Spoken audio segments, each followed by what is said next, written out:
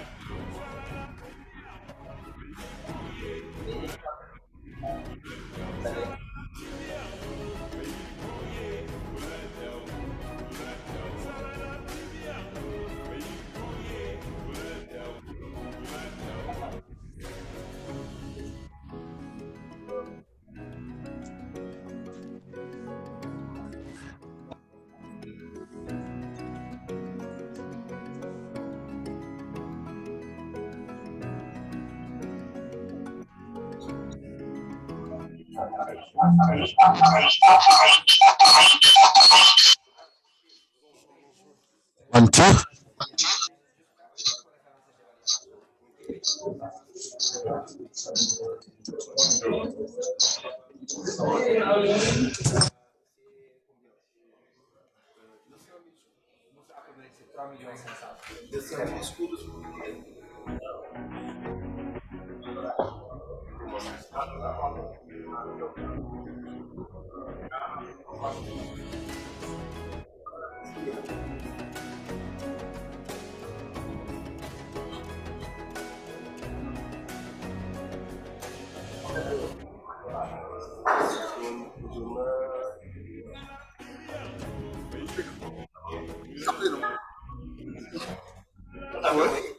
Appelez-vous, réfléchissez. Vous réfléchissez longtemps là. Le problème, je n'ai pas encore fait la conversion. Moi, je vous ai envoyé la photo. J'ai déjà reçu. J'ai reçu.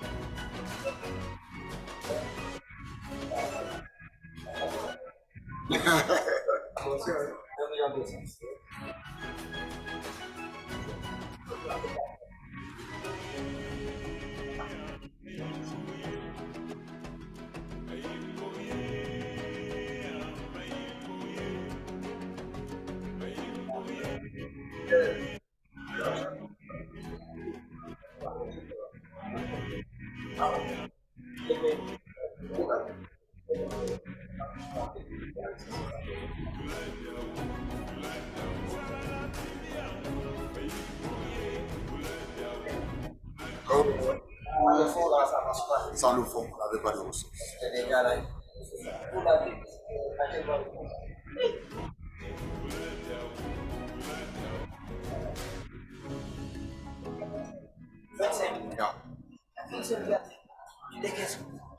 Et là, tu assistes, tu signes ça.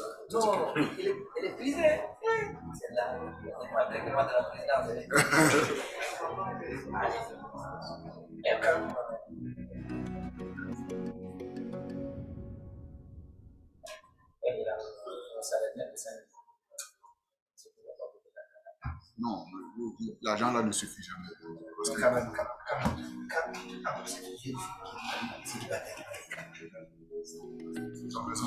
Raison de plus pour quelle année plus. Il y a les arachides du Cameroun. C'est les arachides du Cameroun. Mon frère du Togo, Kofi. C'est les arachides du Cameroun. Les arachides du Sénégal. Bien sûr, chaque terre a. Tu sais, quand.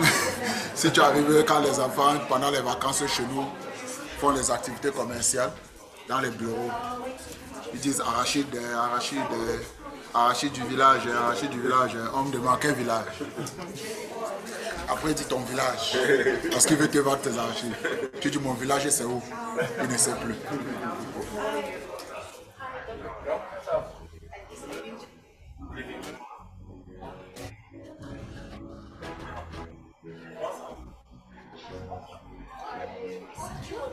C'était notre principale ressource, on fait 1 million de tonnes par année. Mais maintenant, quand on a le pétrole, Vous allez abandonner un peu. comme les Africains, on abandonne tout. Après, quand les pétrole finissent, on défait. Non, mais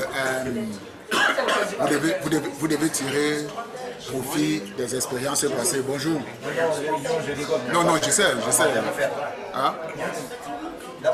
D'abord, le débat au Sénégal, c'est tellement dur que le petit frère du président, là, il a tellement souffert.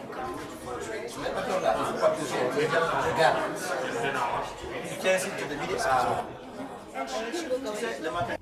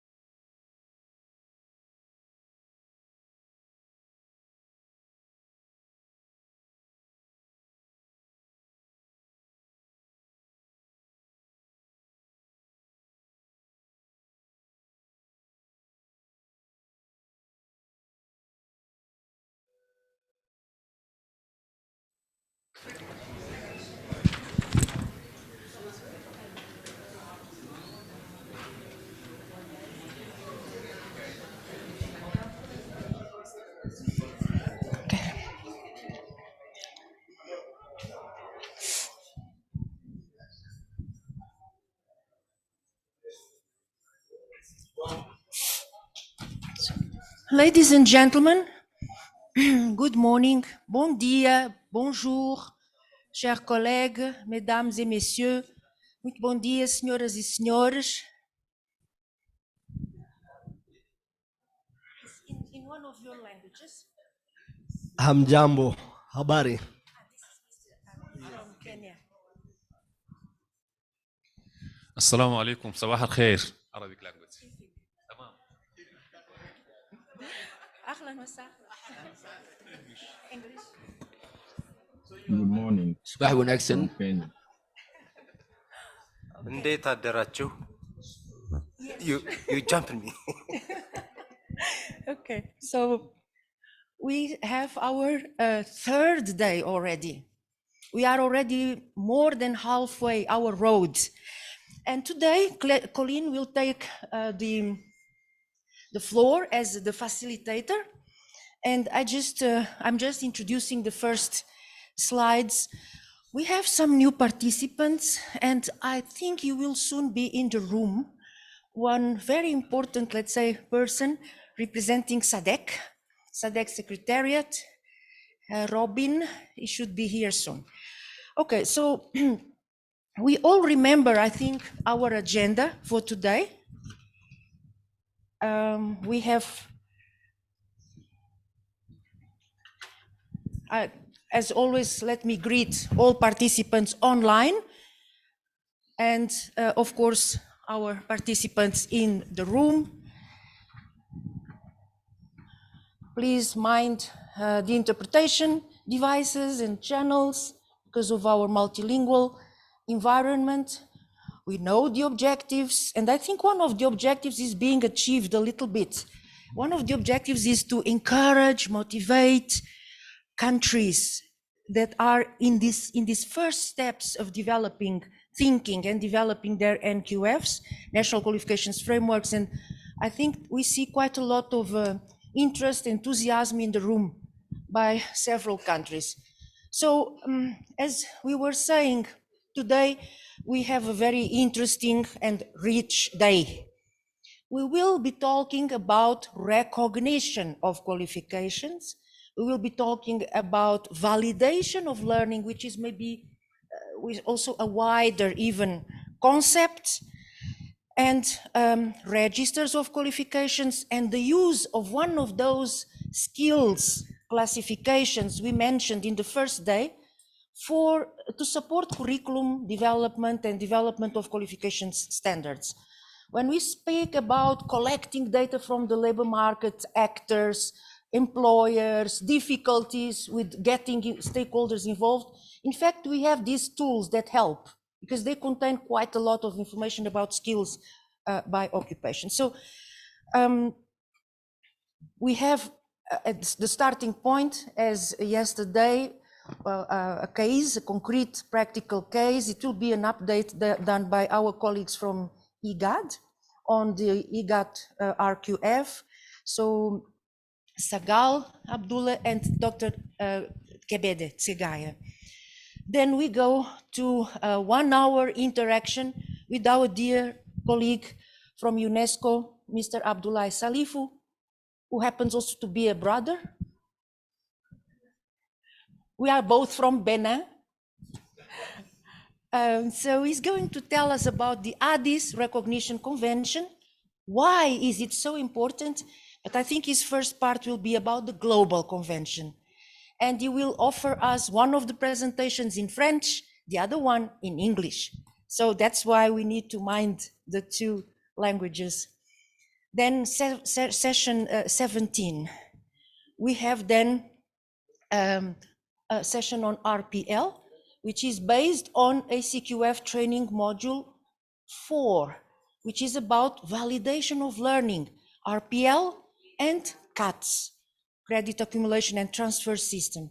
In this case, our colleague Fidelis is going to lead us, to give us very interesting orientations, generic about RPL and the proposals of the training module and guideline, ACQF. And then we have Matthias Bonongo from Minefop, Cameroon, telling us about the concrete country case Cameroon VAE, validation des acquis de l'expérience. After lunch, we have then the continuation of the validation of learning with a presentation by James Mwewa. He's here with us in the room, James. And he is going to talk with us about credit accumulation and transfer system. And this content is also based on the ACQF training module 4. As case study, we have Kenya. Kenya, credit accumulation and transfer policy system. A lot of progress has been done by Kenya in this area. And Dr. Mukwana will introduce very briefly the topic. Then he has to go to the airport.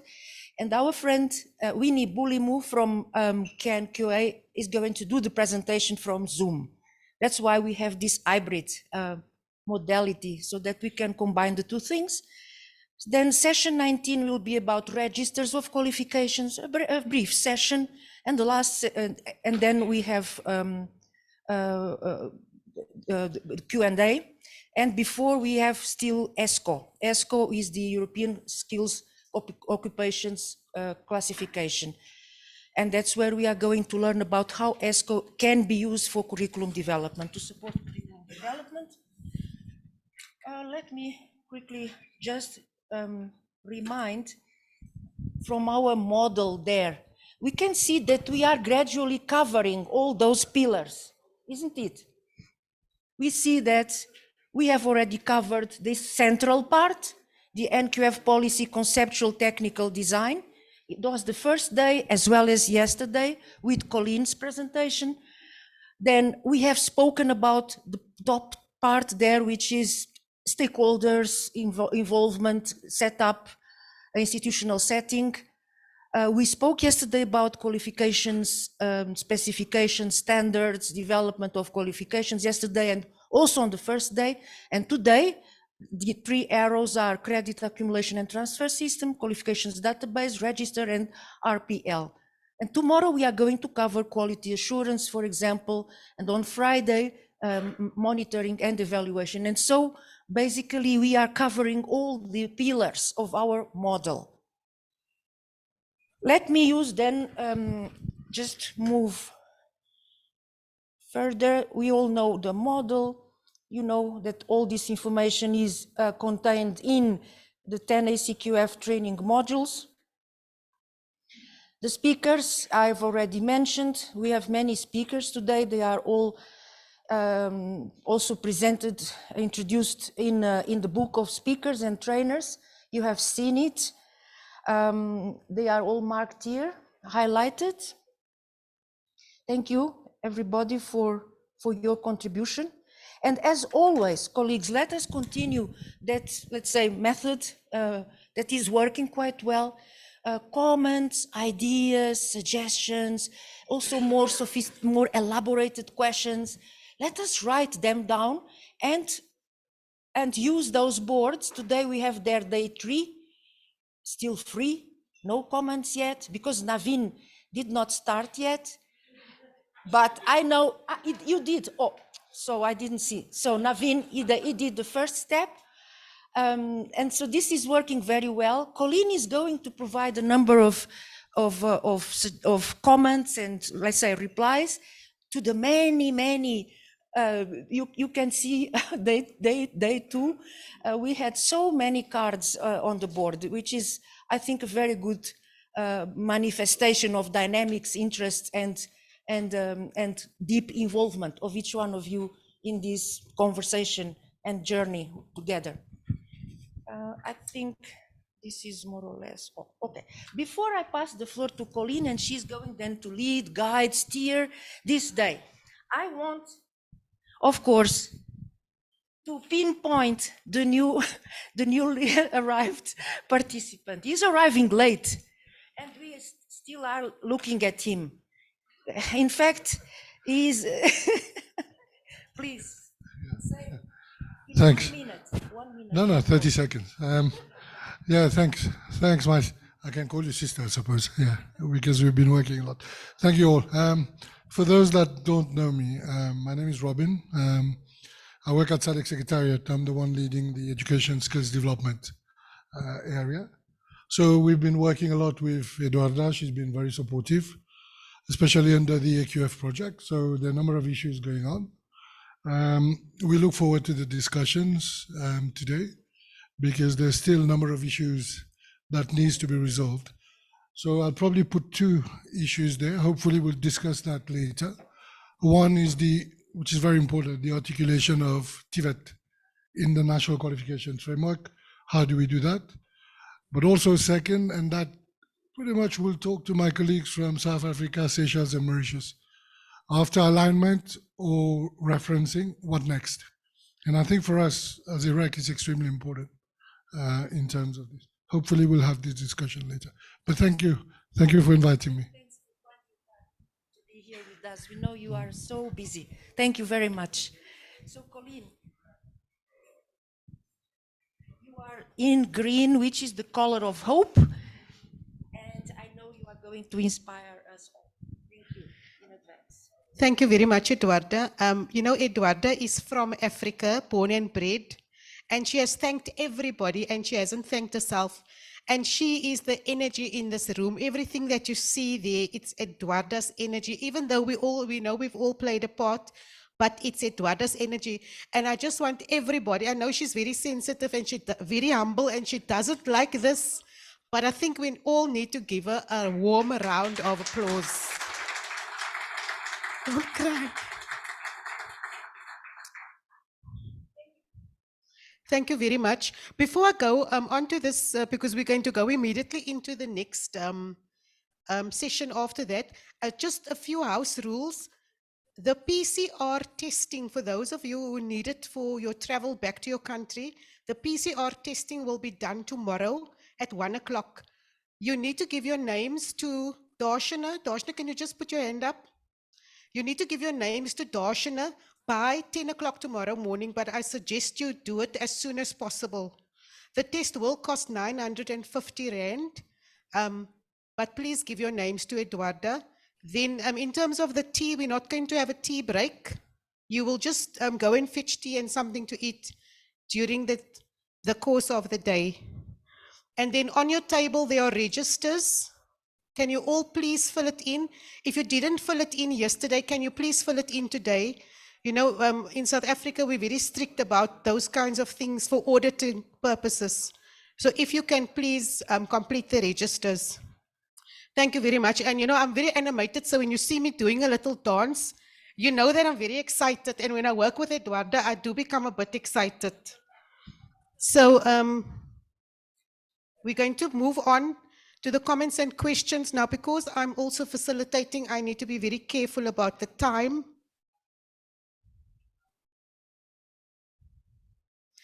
So what we did yesterday, we grouped the questions around themes. And although you can see there are many more themes, but we just grouped it around 4 themes, and I'm just going to go through it.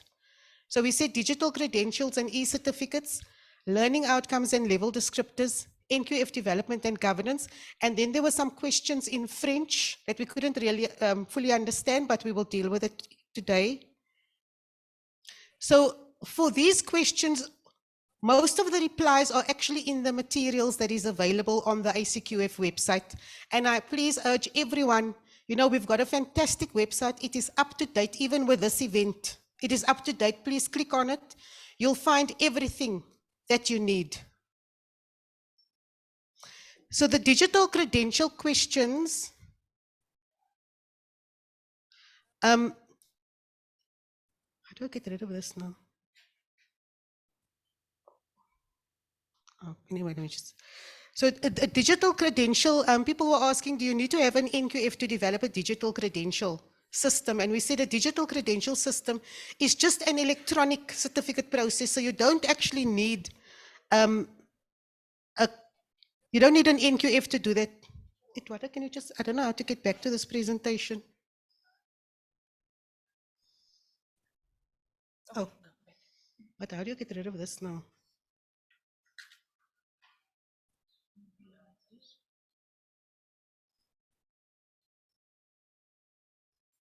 Okay, maybe just leave it there.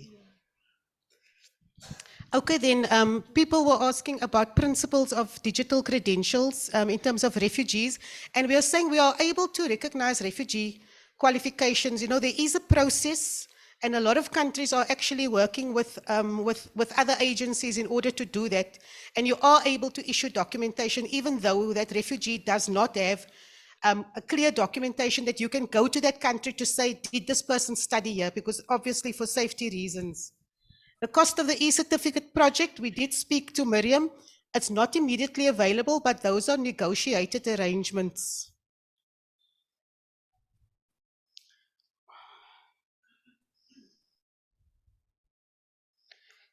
And then someone also asked, are we developing a new form of inequality in terms of electricity bandwidth? What about the rural areas? What about visually impaired? So we have a very basic response to say technology is evolving. And the aim is to simplify and make it portable and cheaper.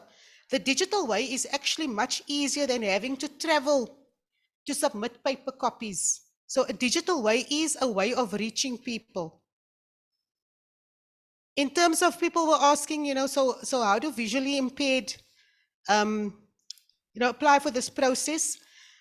Our response was that the visually impaired receive normal certification, and even if they are studying, there's an assisted process, and there was no special service fees in terms of the visually impaired that we know of.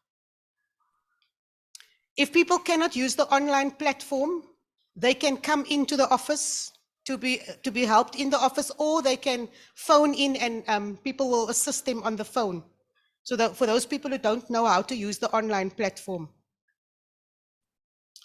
In terms of level descriptors and learning outcomes, people were asking, so what's the difference between a level descriptor and a credit level descriptor? And we're saying credits quantify that level, the outcomes on that level.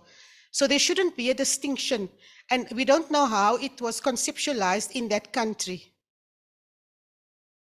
And then level descriptors are for an entire framework. It's not reserved for one sector only or for one sub-framework only. So if you have a set of level descriptors, it's better to have one set of level descriptors, and then all qualifications must meet those level descriptors, whether TVET, general, higher education, you write it for a level.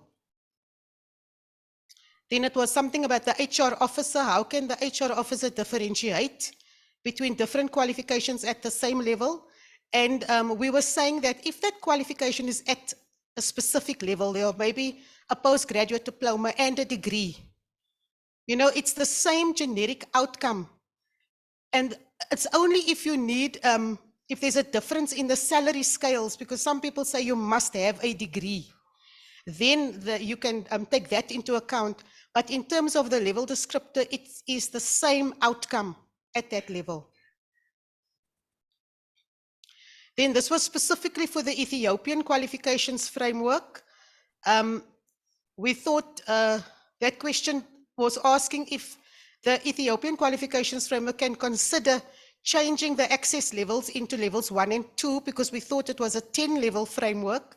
And then school leaving becomes level 3. We were a little bit worried that school leaving was at level 1, and across the world, there's no other qualifications framework that has a school leaving qualification at level 1. And then obviously the level descriptors need to be comparable as well. So that was specific for the Ethiopian. Then we thought the one question was about African Continental Qualifications Framework level descriptors. And because the person wanted to know, was it a comparison done across Africa? We've all seen that there's a mapping study, there are thematic briefs, an orientation paper. So there's extensive research that was done in that drafting. And then there was a task team that undertook to develop a first set of the descriptors. There was an approach. The ACQF was involved, and I think it was about a 6-month process. Then also, when you're developing level descriptors, you cannot include everything, because level descriptors are supposed to be generic, broad, it's supposed to be general. So you can't include every single nuance. So you write it in such a way that when people interpret it, they can add in innovation, ethics, the 5 Ps of sustainability and so on. So you write it in such a way so that when it is interpreted, that is how it can be done. But we said, at country level, at nation level, you can deepen the level descriptors. So people were asking, when you're starting an NQF, what's the best type of NQF? What is simple? In our opinion, we're saying it is best to start a comprehensive, something that includes schooling, TVET, and higher education. Because if you start with one, then that becomes the focus, and it's difficult to get the other stakeholders on board. But if you're saying we're starting a comprehensive, all the stakeholders sit together, your aim is to develop a comprehensive framework. So we're saying that it's better to do that. And when you're also developing a framework, and I remember a lot of people used to come to South Africa to say your NQF is working well, we're going to use the same approach. And we always said, you need to understand what purpose will the NQF serve in your country. So you cannot take a recipe that works somewhere else and blindly apply it. You must look at what problem do you want to solve with that NQF? What is the purpose? Okay, and then people said, in this training, there are countries at different stages of development, and they have different needs and different resources and so on. And we thought that was about the ACQF. You know, is the ACQF going to be kind of imposed on countries? Because we weren't sure if that was the gist of that question. And we're saying that the ACQF is not going to impose on any country. It's not going to supersede any country. And it's not going to replace any NQFs. It's at a regional level. Then we thought this was about NQF development and governance. And people were saying, when you have two qualification proposals, when you're moving from a sectoral qualification to a comprehensive qualifications framework, it requires a lot of stakeholder engagement. And a rethink, and like people were asking, what are the tools of harmonization? I think if you look at some of the research that was done for the African Continental Qualifications Framework, you can see in the governance part, there's quite a lot of research that was done to see what is the governance model that will suit the ACQF. Now, we also thought a similar approach needs to be taken in the country to see what is the appropriate governance model and what are the tools of harmonization. So the country knows what will work best for them. However, we said they need to also look across to other regions and other countries, because when that qualifications framework is developed, then it must be comparable regionally and internationally. So best practice and what has worked in other countries, you need to look at, you need to consider that. Also, a governance model cannot be imposed on a country. However, we said if there are sufficient resources, we believe that it is best to have a body that's only looking after the NQF. So like a qualifications body that looks after the National Qualifications Framework. And then the other quality assurance bodies see to the delivery of the learning. And there's a whole lot of things. There's accreditation, there's institutional audits, there's all of those things. But we believe that when you're starting an NQF, you need a body to look after the NQF. Then the question on the end there, it said, how can you evaluate, or how can you recognize a qualification from another country? And we're saying already now people are doing that. They are evaluating for, qualifications from other countries. And if that country has an NQF, then it's actually easier to do that, because an NQF is based on learning outcomes, level descriptors. So you're able to it actually eases that comparison.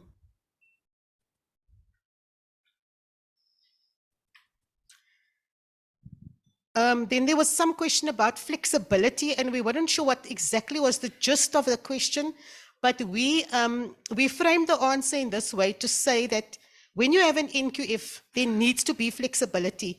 So in an NQF, you got your TVET, your technical vocational education, you got higher education, and you got general education. So all three of those need to articulate, there needs to be some flexibility. We know that people can move from general to higher and general to TVET. We know that's a given. But can they move from TVET to higher? And can they move from higher to TVET? So that kind of flexibility.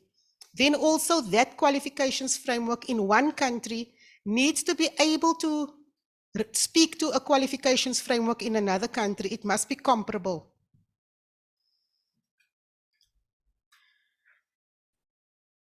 And then the question was, do NQFs or RQFs actually promote mobility? I remember this question, this is an old question that we got some time ago. So where do you find evidence of this? And we're saying that there is enough evidence, even if a country is saying learners have traveled to India or to Japan, and those authorities called our authorities to ask for confirmation that the learner has indeed received that qualification, that you can look at that. There is enough evidence. You can look at annual reports of authorities. And there's a lot of research that's actually done with this, where people track the mobility of people. And then this was a suggestion.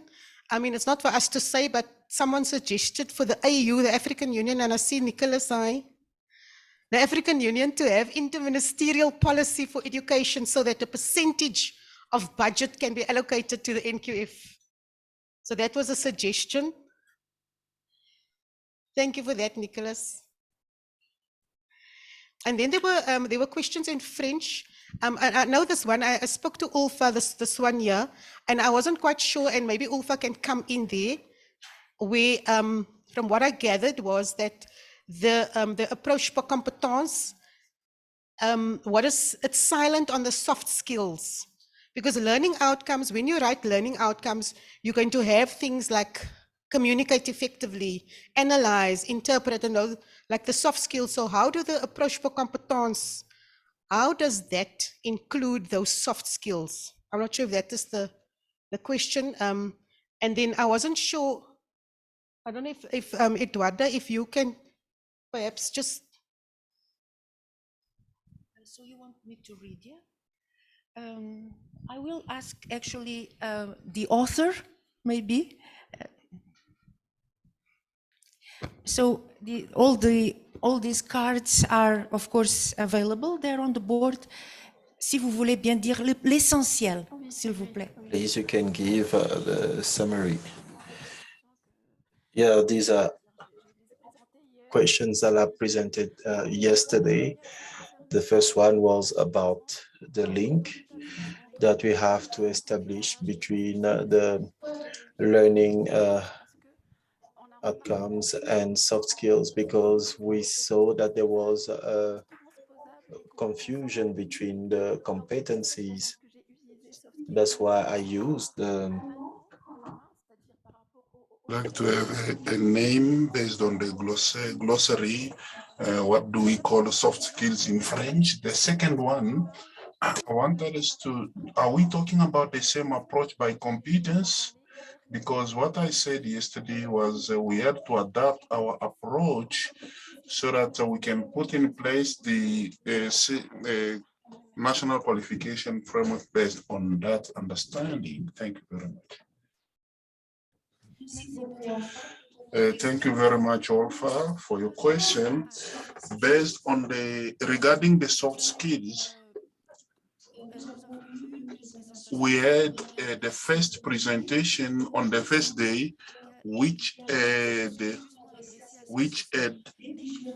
looked at those issues, different kind of skills, notions, concepts, and soft skills, transversal skills. That presentation is available. So if the sources also, you can use soft skills. Of course, you can use transversal skills. It's up to you in your country how you define the parameters of one or the other, or define them in your national glossary of the National Qualification Framework or TVET. And there is a very good source, which is Univoc. It's TVETpedia. It is mentioned in the presentation, which contains a list with definitions of different skills. You'll find skills, soft skills, transversal skills, life skills, technical skills. So you can refer to that source. So the way of integrating in the qualification framework, it's a process, as I was saying yesterday. There are many countries that here in this room that are doing it in a systematic way. So it's just a matter of maybe if you want us to discuss on that matter, we can do it in the last session if you want it. Thank you very much.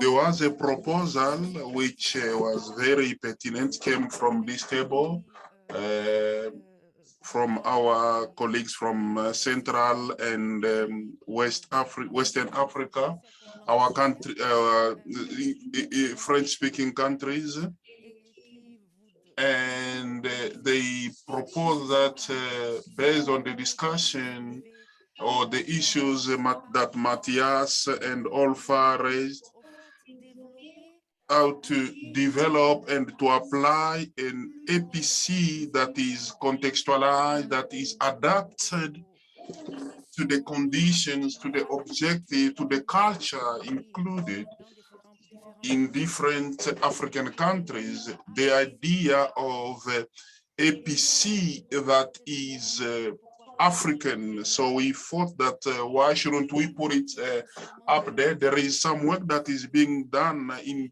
the ACQF project that could take that into account. We are working on the development of a handbook, which is simple on APC. We can discuss more so that we can guide that work so that we can have an APC African type kind of approach.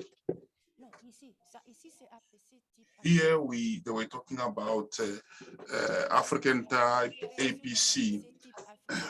I'm talking about the creation of African type APC, which was a global idea. Thank you very much. I think we should go on because this,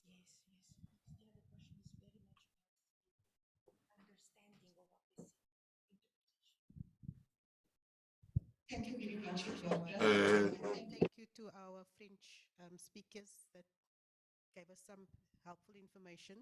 I think that's the end of this presentation.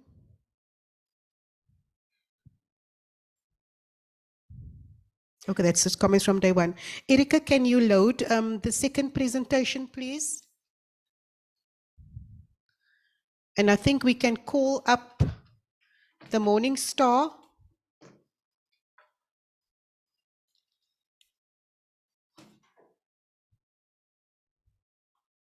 So what we have now, she said her name means Morning Star, Mr. Gal Abdul and Kebede Segaye.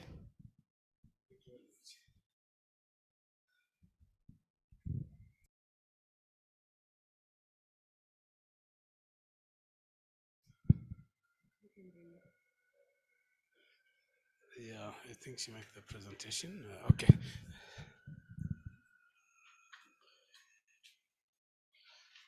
Okay.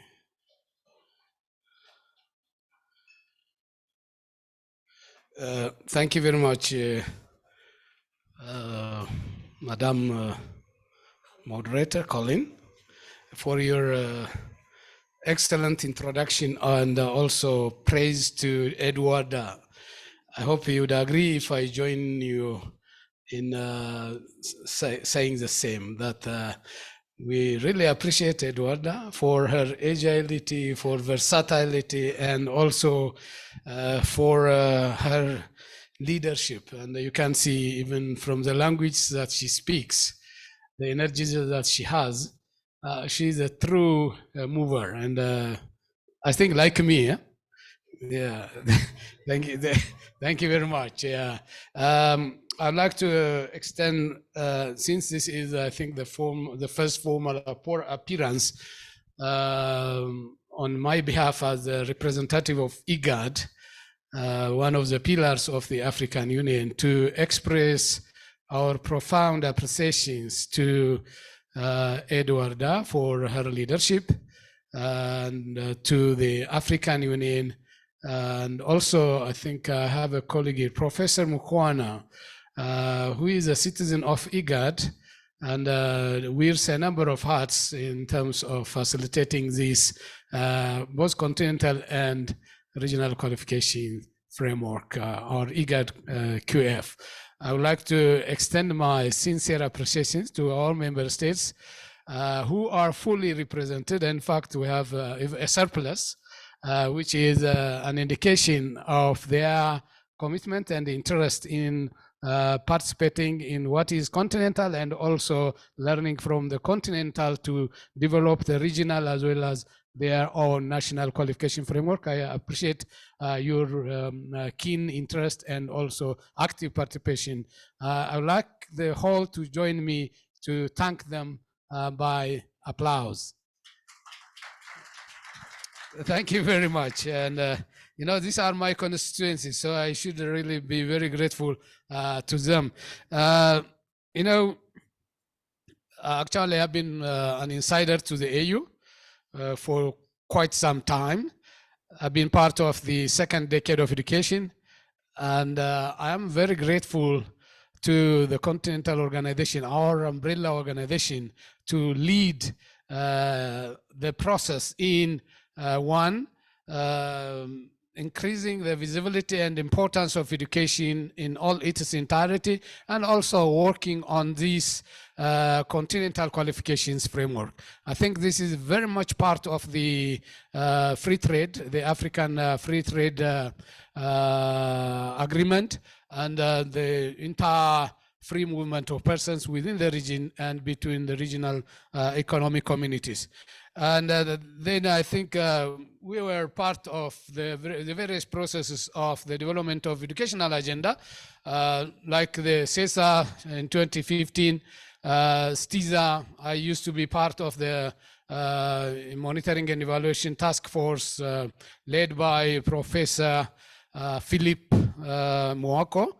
I used to be also a member, I'm still a member of the teacher development cluster within CESA, and we are working very closely, and we have a very vibrant teacher training program derived from there, and from our own regional education policy program. Our education program is derived from the Agenda 2063, the Sustainable Development Goals, especially SDG 4, the CRRF, because we are dealing with a special group of people that are displaced, forcibly displaced by conflict and drought and other emergencies, refugees, IDPs, migrants, and returnees. So this is a comprehensive framework for addressing the education needs of this specific group of populations. It's also derived from the GCR, the Global Compact on Refugees, as well as the Nairobi Plan of Action, which is a result of the heads of state and government of the IGAD region to address displacement affected communities challenges, including education, health, and livelihood, skills, livelihoods, for which the qualification frameworks are very, very critical. And our regional education policy framework has these key common cardinal principles: accessibility, quality, affordability, relevance, and equity. And then we deal with all levels of education, from pre-primary or early childhood development to tertiary education.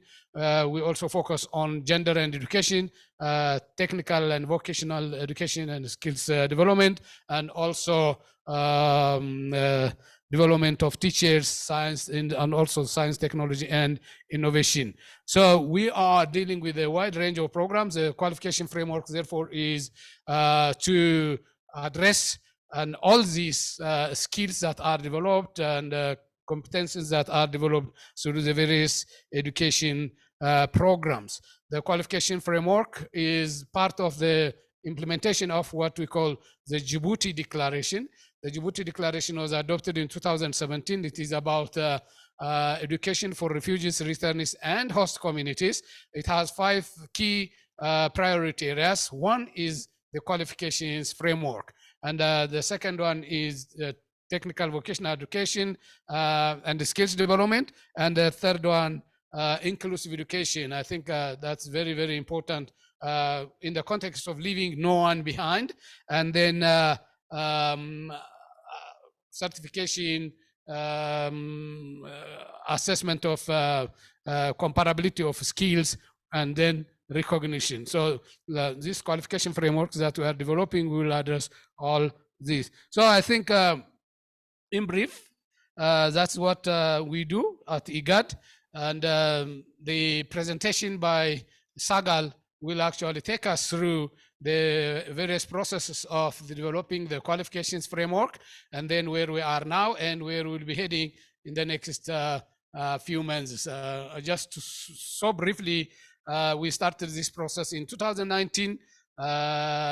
Then we developed a roadmap for the development of the qualifications framework in partnership with UNESCO and the government of Germany through GIZ. And then we had a series of consultations, including one last May in Nairobi, where we had the opportunity to take our member states to the very well-developed qualification agency of Kenya under the leadership of Professor Mukwana. We were able to see the various programs and the facilities, and then I think we are learning a lot from our own member state and in the region. Then we are planning for a series of consultations to validate at the regional level, and then that validation by experts will be very critical for its adoption in December by our ministers in Djibouti. So we are hoping to have a concrete regional qualification framework adopted in December, and then we'll talk about not about developing it, but about implementing it, rolling it out into the members. But this doesn't actually, as someone wrote here, it doesn't supersede, it doesn't replace the national qualification framework. We are encouraging our member states to develop their respective national qualification framework. We are very happy that Ethiopia has come forward with a comprehensive qualification framework, and all our other member states are working on one national qualification framework and national qualification agencies that will oversee the implementation of their own national tools for recognition of qualifications. With these few words, I would like to invite Sagal to take us through. Sagal is, you see how we are blended. The very young one and then the youngest one. And yeah, I think, and then you see how we are different. We have a woman, a girl, and then a very good young man. So we are also gender balanced. Thank you very much, Sagal. You have the floor. Okay. Okay, good morning, everybody. Thank you, Dr. Kebede. So I will quickly go through the draft regional qualifications framework. But before doing so, just to give you a little bit of background. So we are from the Intergovernmental Authority on Development. We come from a very rich and diverse region made up of 8 countries: Eritrea, Djibouti, Ethiopia, Somalia, Kenya, Uganda, South Sudan, and Sudan. We are headquartered in Djibouti with offices actually in most of these countries. So as Dr. Kebede said, this has been a very iterative process, grounded really in the need to not only create inclusive environments for our citizens to be able to not only learn in their own countries, but also to access education when they are moving through this world. Our region is also quite affected by several crises, so conflict, environmental crises. So we have people moving across and between borders.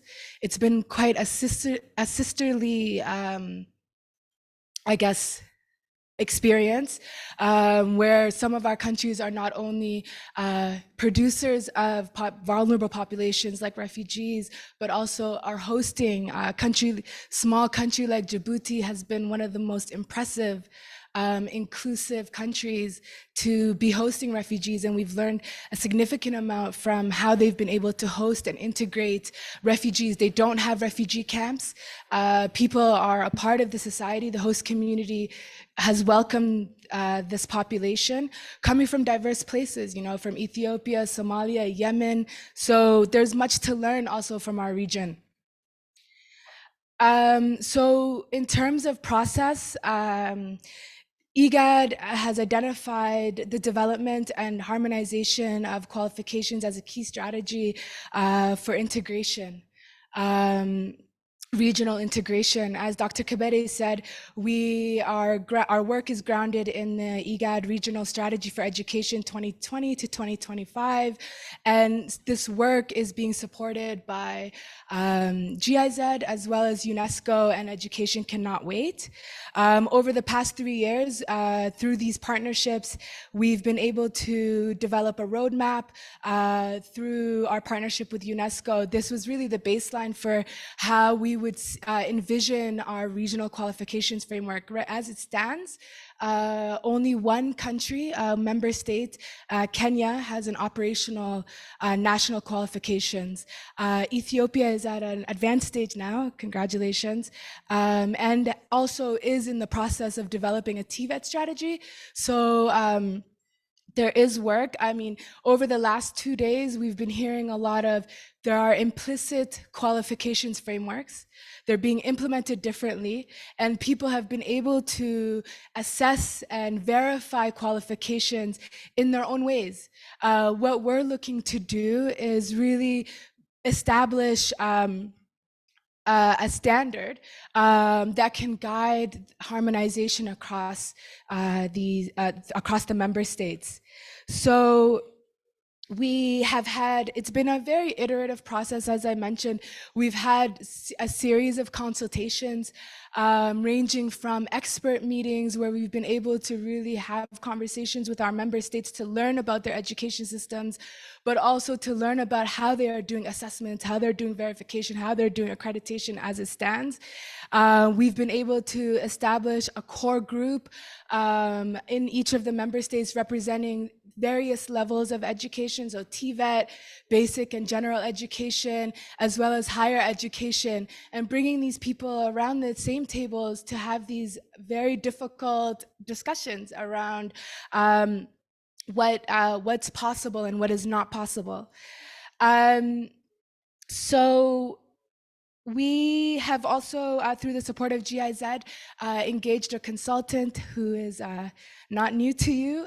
So we've been working very closely with Dr. Makwana. We've been privileged to, and really walking alongside each other to learn from Kenya, but also to elaborate what it is that our member states are determined to achieve.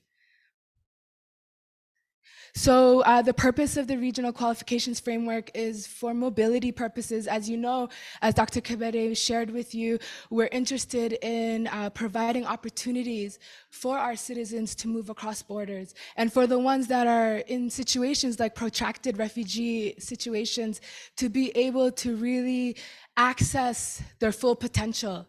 And to be able to use their background knowledge, whether it's vocational training, whether it's formalized training, whether it's a skill that they've harnessed and used over the years, looking for ways to actually formalize and support these individuals when they are crossing these borders. For quality control, I mean, mutual trust is something we've been talking about a lot. We have countries that are working together, countries that know, member states that know each other very well. We have Somalis that are being assessed in Kenya, and there's much to learn there. And so really cultivate an environment where we have mutual trust and where we're able to trust the qualification that's coming to our member states. To have information, this has been something that's been really interesting to learn. We've learned a lot from the ACQF.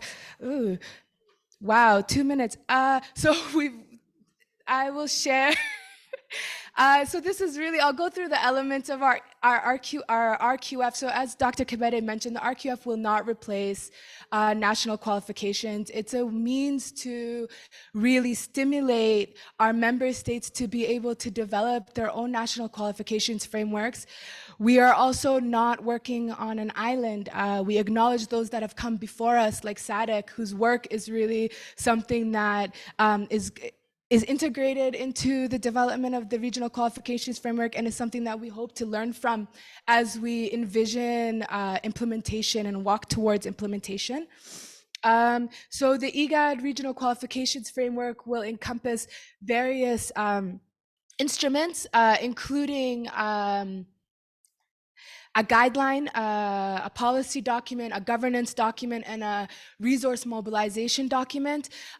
We will also continuously be providing advocacy space for member states to be able to develop their national qualifications, really looking at ways to strengthen, collaborate, across member states, but also to formulate a process and a group of interested RQF and QF enthusiasts at the member state level. The presentation is online, and I didn't touch on it at all, and I'm so sorry, but really our RQF has 10 levels. It is based on some of the best practices that I mentioned, like SADC. It is at the stage where we are going to validate.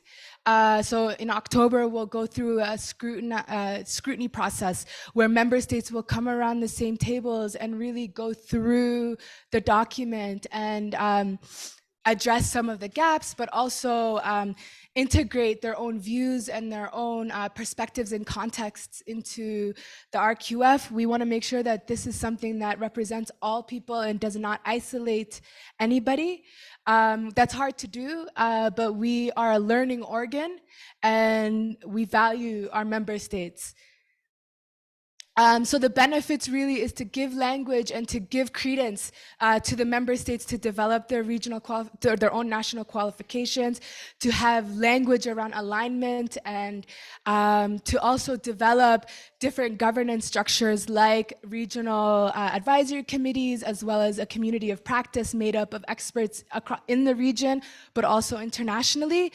We also will explore RPL. This is something that Kenya has just started, and we have the privilege of having Kenya as a member state, so we walk alongside them.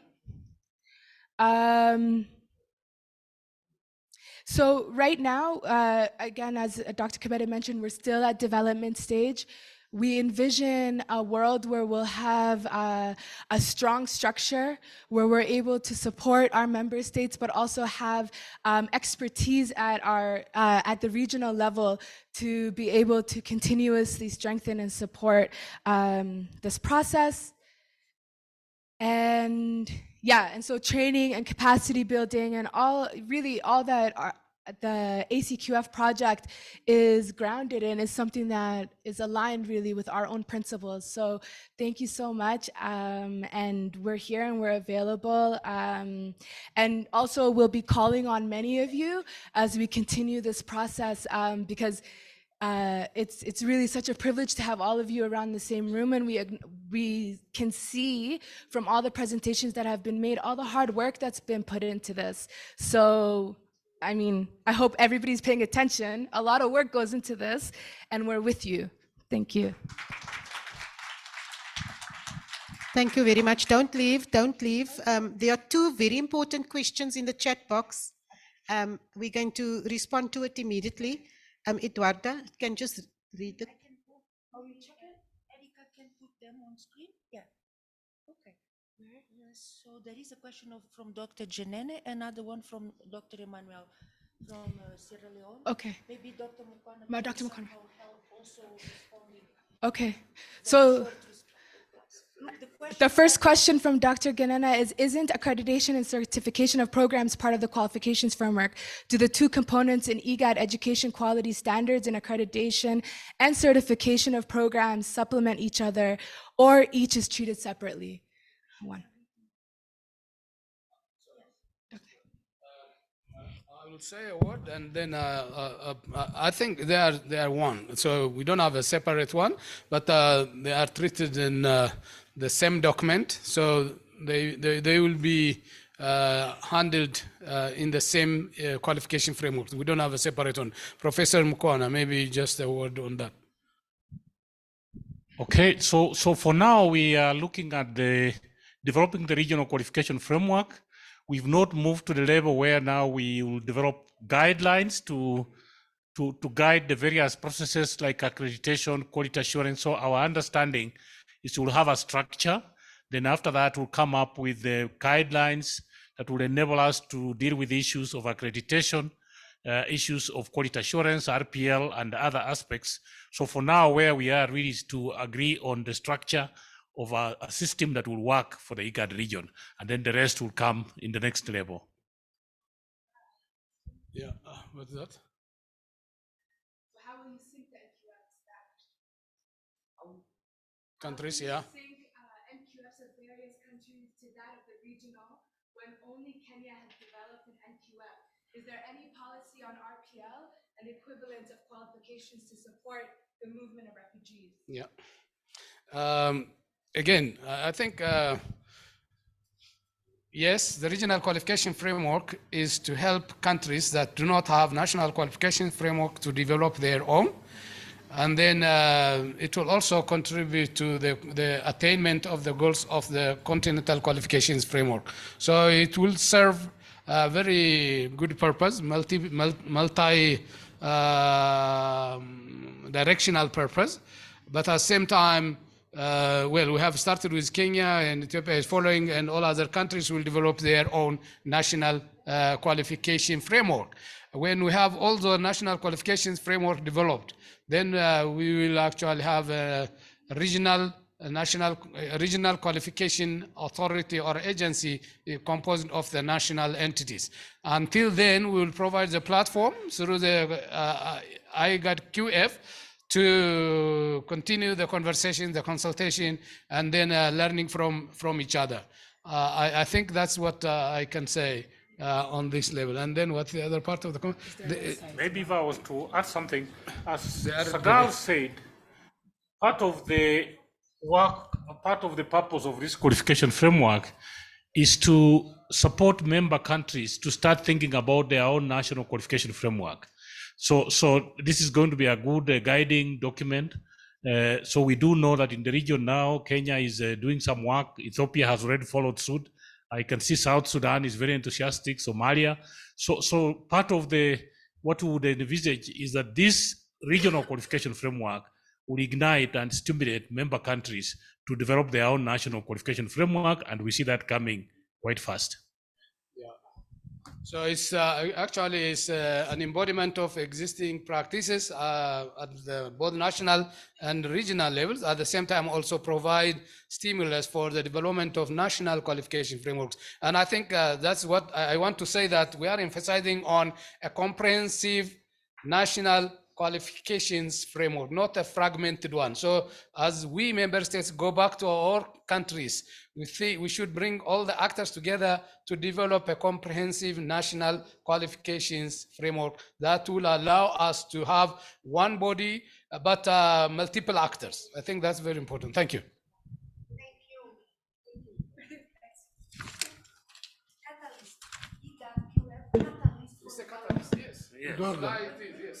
Eduardo, can I just come in for 2 seconds? Yes, please. Yes, not trying to be a party pooper or anything. It's just I want to share some of the lessons we learned so that you guys don't make the same mistake. There's a couple of caveats which I think is extremely important. The easier part is to actually develop the regional qualifications framework. That's the easier one. Yeah. The toughest one is to basically support member states. We, at the onset, and that was done in 2017, we actually, by the ministers, approved the setting up of an implementation unit to support member states in the implementation or development of the national curriculum. Unfortunately, due to lack of funding, this never materialized. The core concept was to have a group of experts, and I'm all for regional experts, to actually support member states in the development of the NQF. Trust me, this is not an easy process. because member states are so asymmetric in terms of the development, but also their capacity. Yes. Case in point, my dear friends from DRC. So please, by all accounts, make sure you have the system, but also the elements that would support member states. This is fundamental.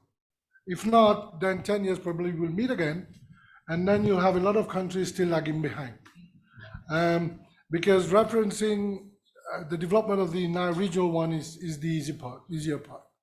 Second, and this is again one mistake we did, and that was one of the recommendations which Eduardo made when we did the implementation review of the ACQF last year at the ministers' meeting. The elements of monitoring and evaluation, which we do not have. I've seen you put monitoring and evaluation. I'll go further than that. It should be monitoring, evaluation, and learning. The learning aspect is the most important one. We monitor, we evaluate, but what have we learned from previous experience? How can we adapt or make changes to what we've done before? I think let's think about the ML instead of the monitoring and evaluation framework. But please, Baula, make sure at the onset you know or you have an idea of how we're going to support member states. Yeah. Thank you. I think this is an advice, so we just take it as it is, but we are also aware that it's not easy to have all member states actually buy in the regional and then adapt it into their national or develop their own respective national frameworks. But the good thing is that, you see, we had a process called inclusive education, and we were focusing largely on refugees and displaced communities. It was one of our ideas to develop national costed plans, multi-year costed plans for that inclusive education, because we were thinking of, based on the Djibouti Declaration, to include refugees into national education system and also to include every child, both in the refugee displacement communities and host communities in the education system. In the beginning, 3 years ago, only one country, that is Uganda, developed a comprehensive national qualification and a national costed plan of action. That brought resources, that brought opportunities. The others were just hesitating. Then we did it in Ethiopia.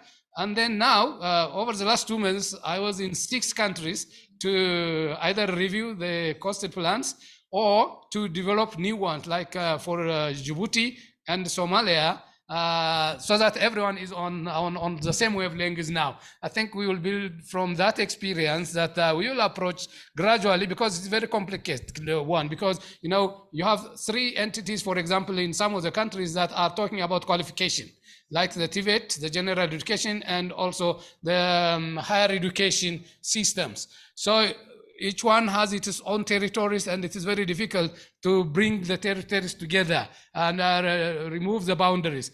That's why I'm emphasizing on having a comprehensive national qualification framework that will serve all the sectors. So I think it will be difficult, but I think we have a practice. We have also annual and biannual consultation of experts. We have a biannual expert consultation.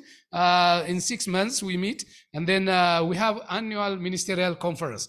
And then I think we are learning from each other, and I agree with you, the tool should be monitoring, evaluation, and learning. And that learning practice will actually encourage countries to learn from each other, as we are learning now from Kenya. The other countries are also motivated and are eager to develop their own national qualification. It's not easy, but we'll provide the support, we'll provide the policy harmonization space, and then we will provide continuous follow-up. I think that we can do, but advice taken very well. Thank you very much. And that's why the advantage of the coming together at continental level is very important.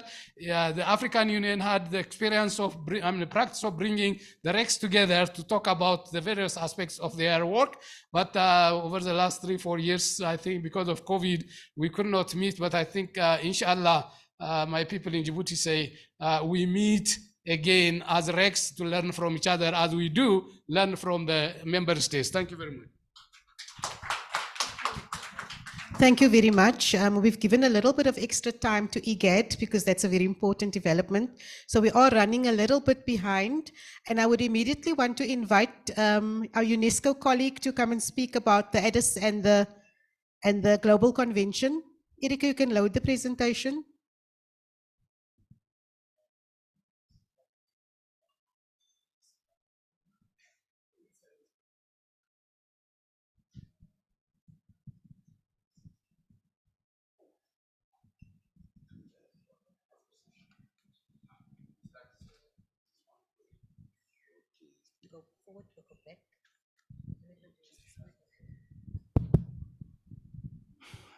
Alors, une fois encore, bonjour.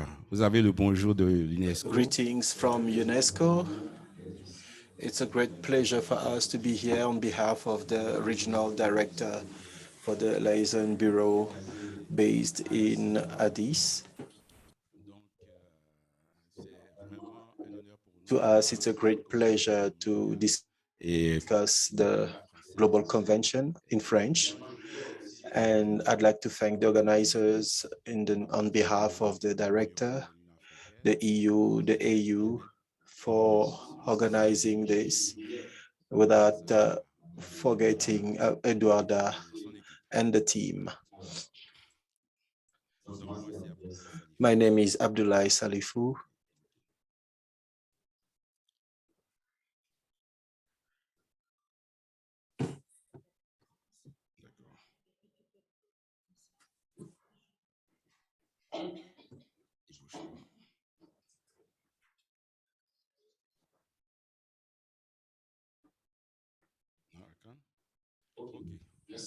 Thank you.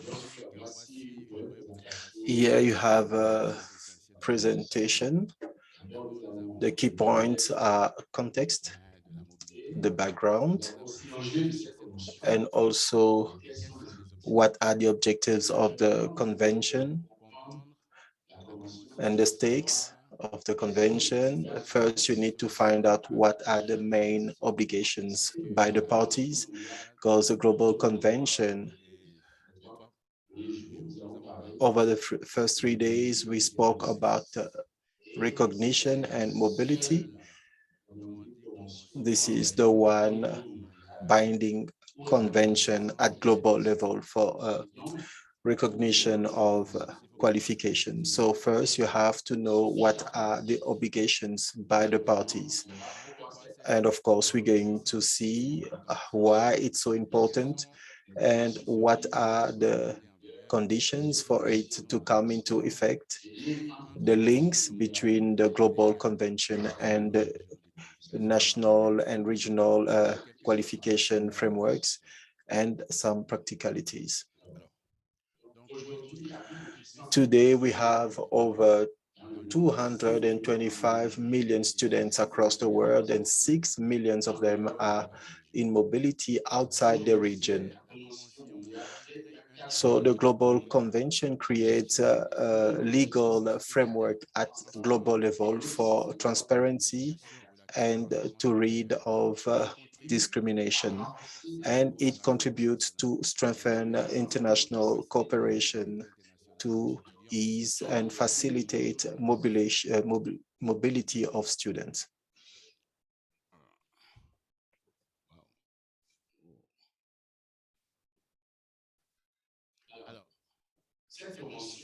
The convention aims to allow students across the world to carry the studies by creating a planet-wide framework for a fair recognition and transparent recognition. So this is a global platform to allow them to collaborate beyond the borders and regions for recognition of higher education qualifications. So by facilitating mobility for students and researchers and teachers. What are the objectives of the Global Convention? This is a schematic. The first is to facilitate mobility at global level. Secondly, to promote and strengthen cooperation at global level for higher education, and to support autonomy and the diversity of higher education institutions and to promote policies. Fourth is to promote culture and quality of higher education and to guarantee the cohesion and develop the capacity to ensure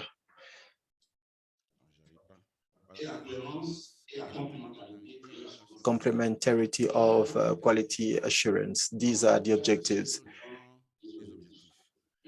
Now, when it comes to the obligations, because that's very important. When a minister needs to sign a convention, they need to know what are the obligations linked to the convention for the country and other countries.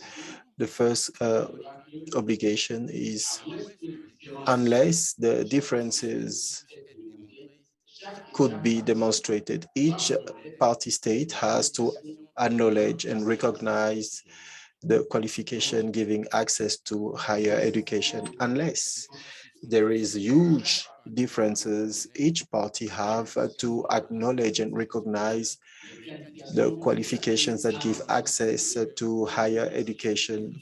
For refugees, UNESCO put a specific emphasis on refugees and people who are displaced.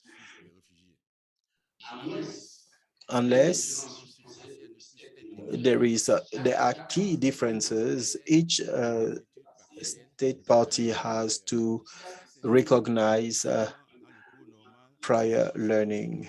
So this is a recognition of lifelong learning. Each party is called to recognize RPL and others, unless there is a huge difference between the objectives between the two countries, from the host country to its counterpart. Now, why is it important to have recognition? It's important because, as you know, education is a fundamental right that is inscribed in most of the constitutions across the world to allow better access to education and higher education, to give individuals the chance to start or to carry their studies in higher levels. So students have the right to be assessed through their qualifications. They have to have it assessed by a competent institution. It's also important because it allows for regional mobility and global mobility. Then the second reason is to guarantee quality. It's important to have structures for quality assurance to increase trust, because when you move from one country to the other, only these institutions for quality assurance are able to assess the qualification. Once you have the structures in place, it creates mutual trust. And then they give the authorities the reason to recognize the qualifications that are coming from outside. The third reason, as you know, recognition is also linked to SDG 4, because there is a strong link between qualification recognition, because it gives access to higher education, and the good practices of recognition is a good factor for an equitable system of recognition. Then you have the promotion of the understanding of international systems based on the mechanism of quality assurance. You see, quality assurance is really at the heart of these systems, because you need to have strong quality assurance structures within universities or ministries. what are the requirements to sign or to ratify the convention? It has to be ratified to be effective. So it has to be done together by the Ministry of Higher Education, the Ministry of Justice, Foreign Affairs, and through a bill that is adopted at the parliament, and you have to convince the MPs. Once it's voted, the law has to be enacted by the President of the Republic. Then it has to be submitted at UNESCO director, so that will kick in the process. Today, UNESCO has 16 states that have ratified. The first one is Norway, you got Nicaragua, you got France and others. So once we have 20 ratifications, then the convention, the global convention is going to be effective. And it will be when we have 4 more members. That's why we invite you to go and convince your ministers and authorities to ratify the convention. So it will facilitate mobility and recognition of qualifications. Now, what are the other conditions? The convention encourages the states to create structures for quality assurance and create national networks and structures. So we have the principle of good faith, transparency, and quality assurance. The principle of just, reasonable, non-discriminatory, and to oppose any fraudulent activities, and the promotion of the sharing of information. Now, the link between the global convention and the training that is beyond the university system. When we talk about technical and professional training, most of the time it's done outside the universities. So the convention would like to recognize the prior learning, the experiences, the knowledge, and the skills learned by an individual outside the formal system that is assessed based on a number of information. So experience, knowledge, and skills. We know what are the prior learning. This is an open door for all the trainings of customized training, a la carte, and everything you can think of. So the convention has to recognize them. When the agency for quality assurance can tell there is not much of a difference between the requirements and the content of the qualification or the training.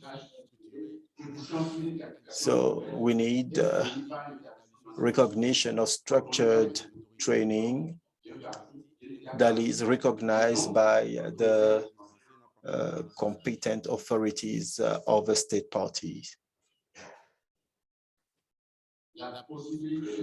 The possibility to recognize informal learning. So everything that is happening outside the formal education system, but linked to work, family, and community. So today we recognize the work towards training and lifelong learning. So all learning that is done outside the formal system with the focus on professional life that is not part of the formal system. Partial studies. You know, we also have every now and then to do partial studies. And We have a complete program where we recognize the skills, the competencies, and the convention is opening the doors to recognize this type of partial learning for learners at the end of the process or the learning process. So some of the questions are asked to us to better understand the convention. So what do we understand by recognition? Recognition is a certification by a competent authority for the university level. Who are the candidates? These are ordinary people like us who have partially achieved their qualification and want to complete outside the country. What are the advantages of recognition? Recognition is very important for mobility between countries, for research and other purposes. So thanks to the recognition of a qualification obtained somewhere by another system. So that could be done by universities or quality assurance agencies and sometimes the authorities at ministry level. So how would the assessment of the importance of differences between the qualifications can be done? Like I said in the beginning, unless there is a huge difference, the state has to recognize the qualification. Now, if we say, what are substantial differences? These are key differences that would have a negative impact on the objectives that were set. Say I did my master's by research in communication, and now I'd like to carry on with PhD in economic science. Of course, they would not allow me because the objectives are clearly different. Now, how is the recognition process? The authorities has to assess in good faith, and they have to motivate and justify the decision clearly, and with information that is accessible based on the training curricula in respect of the diversity of learning institutions across the world. So these are things to consider.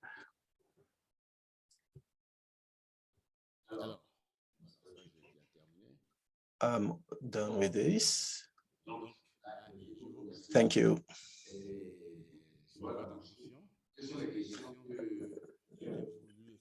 These are some of the questions I wanted to ask to start the discussion, but of course, the next presentation will discuss additional trainings. Some of the terms I did not want to define here, but we'll see it with the Addis Convention, which is in English. Thank you.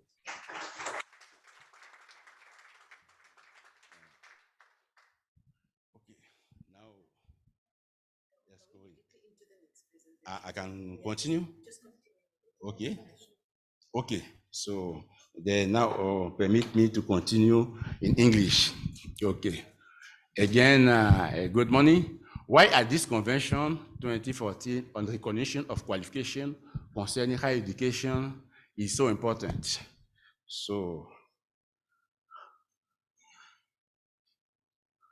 let's see the outline of my presentation.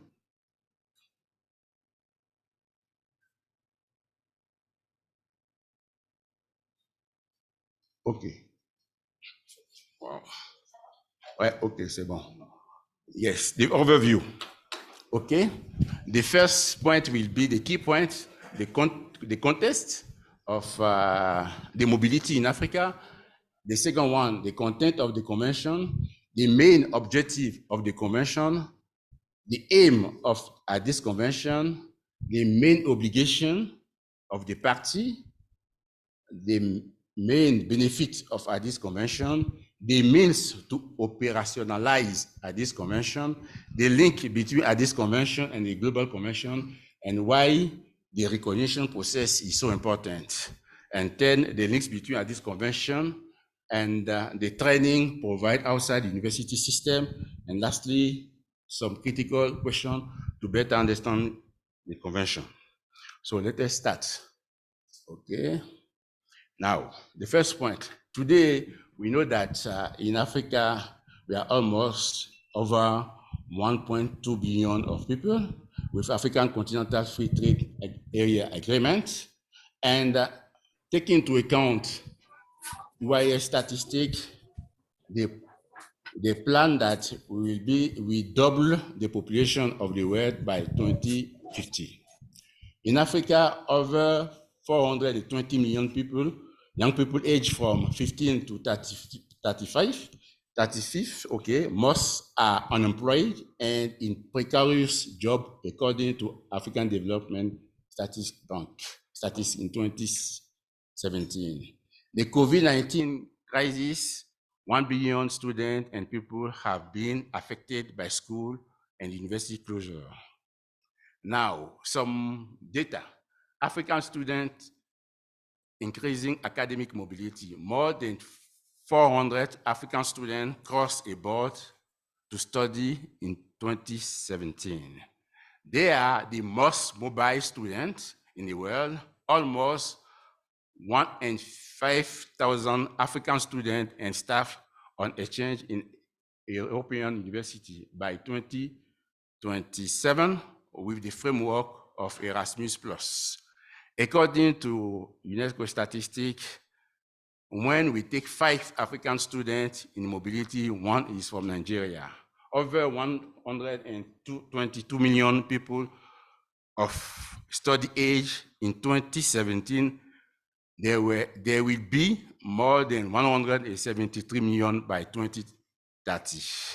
In 10 years, the numbers of post-secondary students grew by 43%, rising to 222 million in 2017.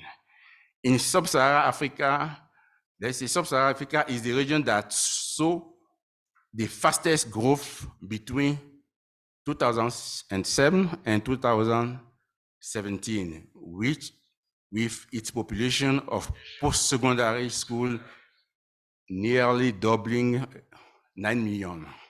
The source is UNESCO Institute for Statistics. Okay, another data, student change. Let's say that the mobility of our students,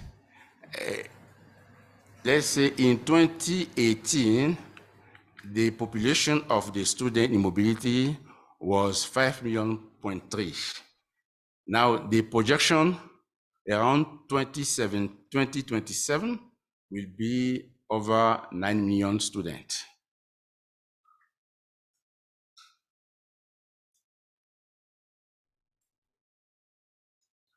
Trend of academic mobility in Africa, as I studied in my introduction, outbound mobility in Africa will have 400 million students.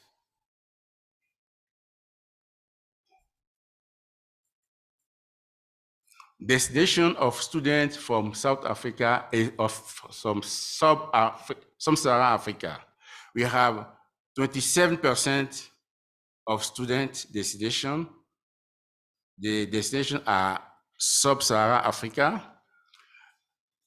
12% of our students are going in Paris, in France. 10% are going in United States. 6% in United Kingdom and 46% in other countries.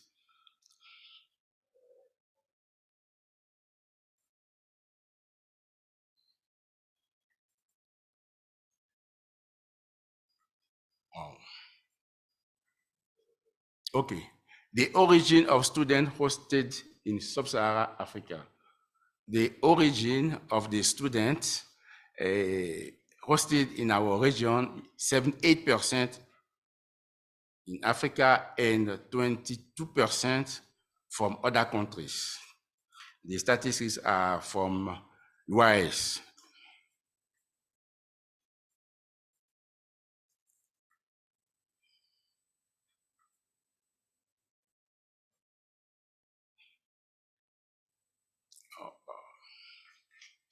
Okay, wow.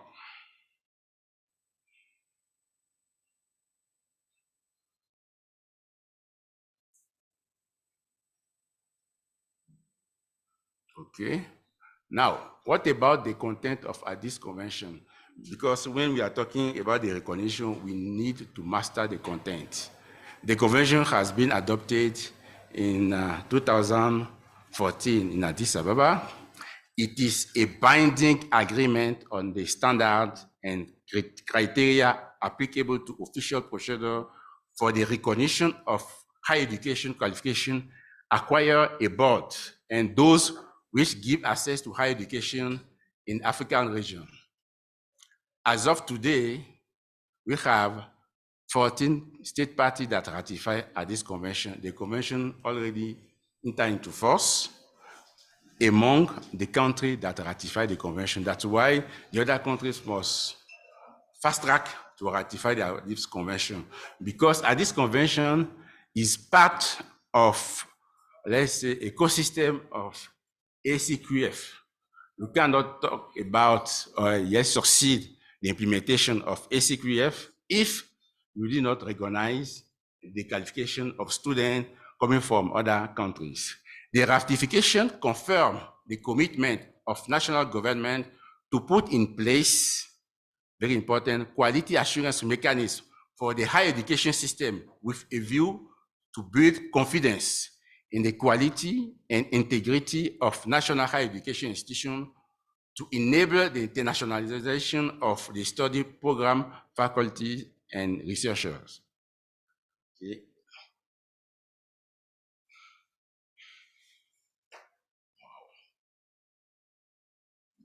Okay. The main objective of this convention: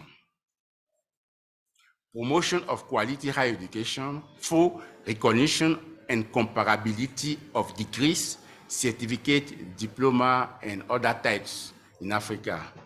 The specific objective: quality education to encourage institutions and national accreditation bodies to develop internal and external quality assurance mechanisms, to take advantage of ICT and advanced technology to improve quality higher education, to better improve teaching and learning through open and distance learning, cross-border education, and the use of open educational resources, OER, to organize and reinforce the recognition of studies, certificate, diploma, degrees, and other academic qualifications in higher education, as well as the management of quality by national, bilateral, regional, and continental organizations. Okay, it's the 5 minutes. Yeah, I always finish. The fifth specific objective: to promote mutual recognition of study, diploma, and so on. Okay. What are the aims of this convention? First, strengthen and promoting international, interregional, and international cooperation in the field of recognition, defining and put in place effective quality assurance and accreditation mechanisms, encouraging and promoting the widest and most effective possible use of human resources, including the diaspora, facilitating exchange and greater mobility of students, teachers, researchers, and so on, featuring the setting up of higher-level joint training and research program between higher education institutions. Okay. 6, improving, reinforcing the collection and exchange of information for the purpose of implementing the convention, contributing the harmonization of qualification. Okay, the main obligation. This part is very important.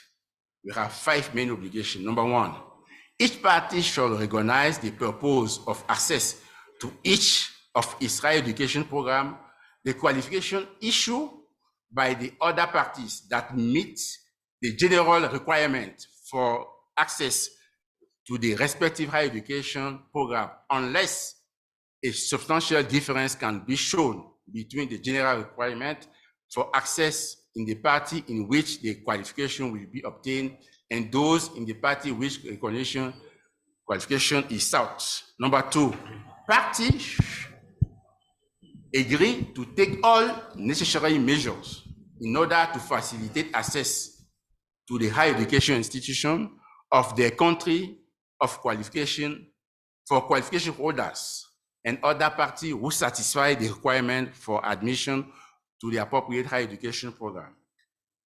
Number 3,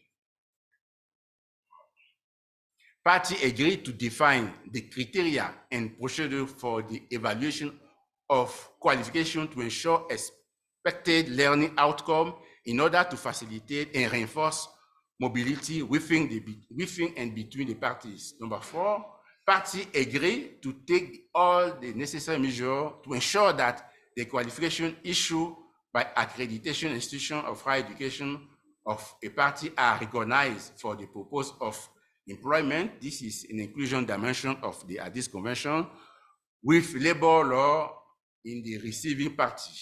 And finally, party through competent recognition authority agree to establish appropriate procedure to access whether refugee and internal displaced people have respectively fulfilled relevant requirement access to higher education. Alors, what are the main benefits of Addis Convention? Providing the framework for recognition of academic qualification. Number 2, building and supporting international cooperation, especially South-South, improving the employability of graduates of Africa, opening access to quality higher education to migrant, displaced persons, and people with disability, promoting internationalization of higher education, taking into account online learning and advanced technology. Yes. Okay, what are the means to operationalize the convention? We have almost 10. Yes, wow. National implementation structure, we talk about it. Secondly, convention committee, we have already put in place the convention last year. The African network of national implementation structure, we are about, in 1 week, we will put in place the National African network of national implementation structure, the bilateral and regular regional bodies, National Information Center, which will recognize the qualification and provide information. Wow. Okay, 6, National Higher Education Regulatory Agency. We need quality assurance agency among the countries, national and regional qualification framework that we talk since we start this meeting. Parliamentary approval for ratification, the implementation of Addis Ababa work plan, and capacity building. Okay, I feel that we are almost at the end now. Now, what are the links between Addis Convention and the Global Convention? This part is very important. Addis Convention is in perfect coherence with the Global Convention. The country can ratify the 2 conventions at the same time, but the country can also decide to ratify separately. The 2 conventions put emphasis on the recognition of qualification. The recognition of qualification is at the heart at the convention. Quality assurance mechanism to promote quality higher education, internationalization of education, inter-university cooperation, inclusion, equity. Let's see the link between, okay, why the recognition is so important. I have already dealt with this part in my previous presentation. Let's go to the next point. Okay, links between Addis Convention and training provided outside the university system. At this convention, we have the ability to recognition of prior learning, ability to recognize validation of acquired relevant experience and prior learning, the definitions are there. The ability to recognize informal learning and prior learning. the ability to recognize recognition of partial studies, learning outcome,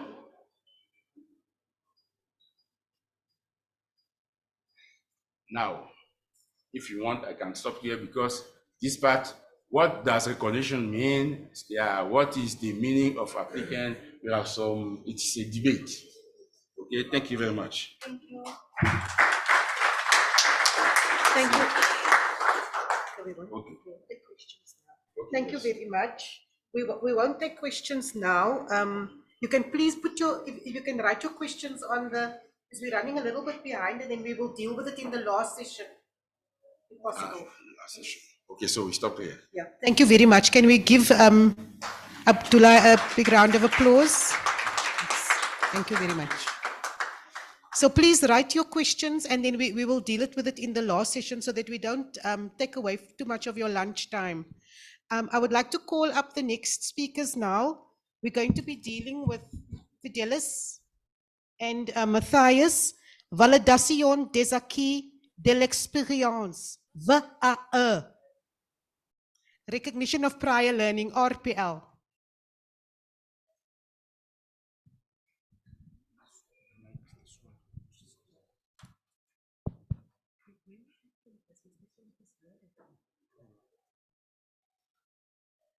Erika, you can load the presentation. You can just go over the presentation. Can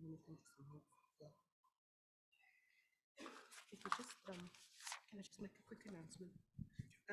I just need to make a quick announcement. At 12 o'clock, unfortunately, we are in South Africa, we do have load shedding. So the lights will be switched off at 12 o'clock, but the hotel has a backup system, so it will just take a few minutes to just come back on again. So at 12 o'clock, you might lose a bit of sound and that, but it's just that the electricity will go off, but it will come back on. Matthias, I don't know if you want to come and join Fidelis so that you can move flawlessly into your part of the presentation.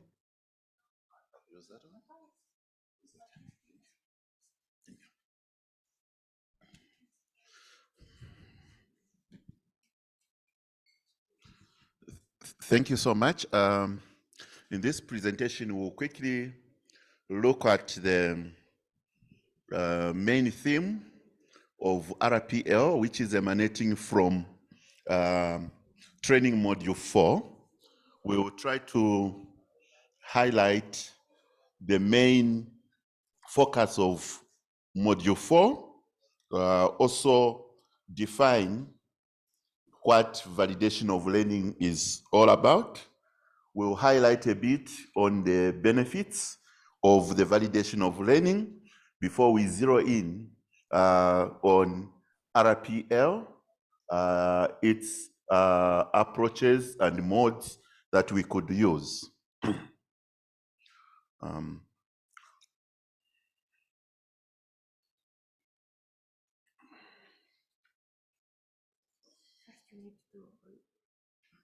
Okay, thank you. All right. When you look at the main theme of guideline 4, we attempt in there to give a common language and concepts that would help us deal with matters around validation of learning. In that, we want to see a fair and transparent approach in the recognition of learning, so much that the issues of mobility from one country to another and research as well as work becomes an easy phenomenon.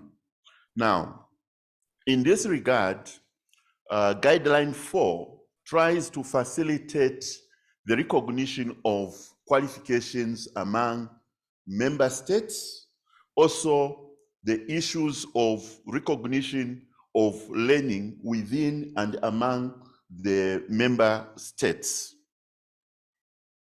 Now, what really do we mean by validation of learning. Validation of learning, we are looking at key aspects.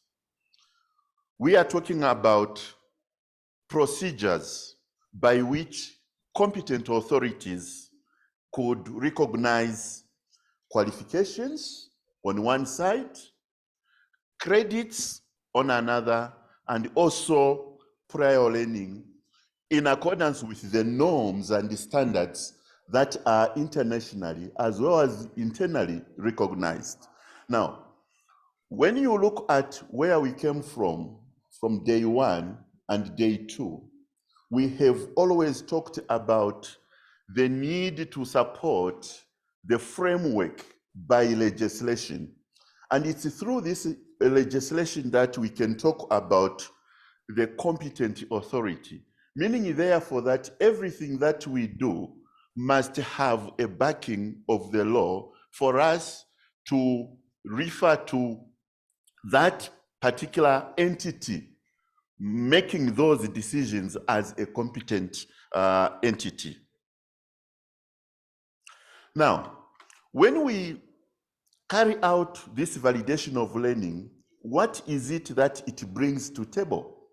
We are saying where we have done this, we should be able to see or to ensure that stakeholders and individuals that have had that qualification passing through that process would be sure that indeed this qualification is genuine.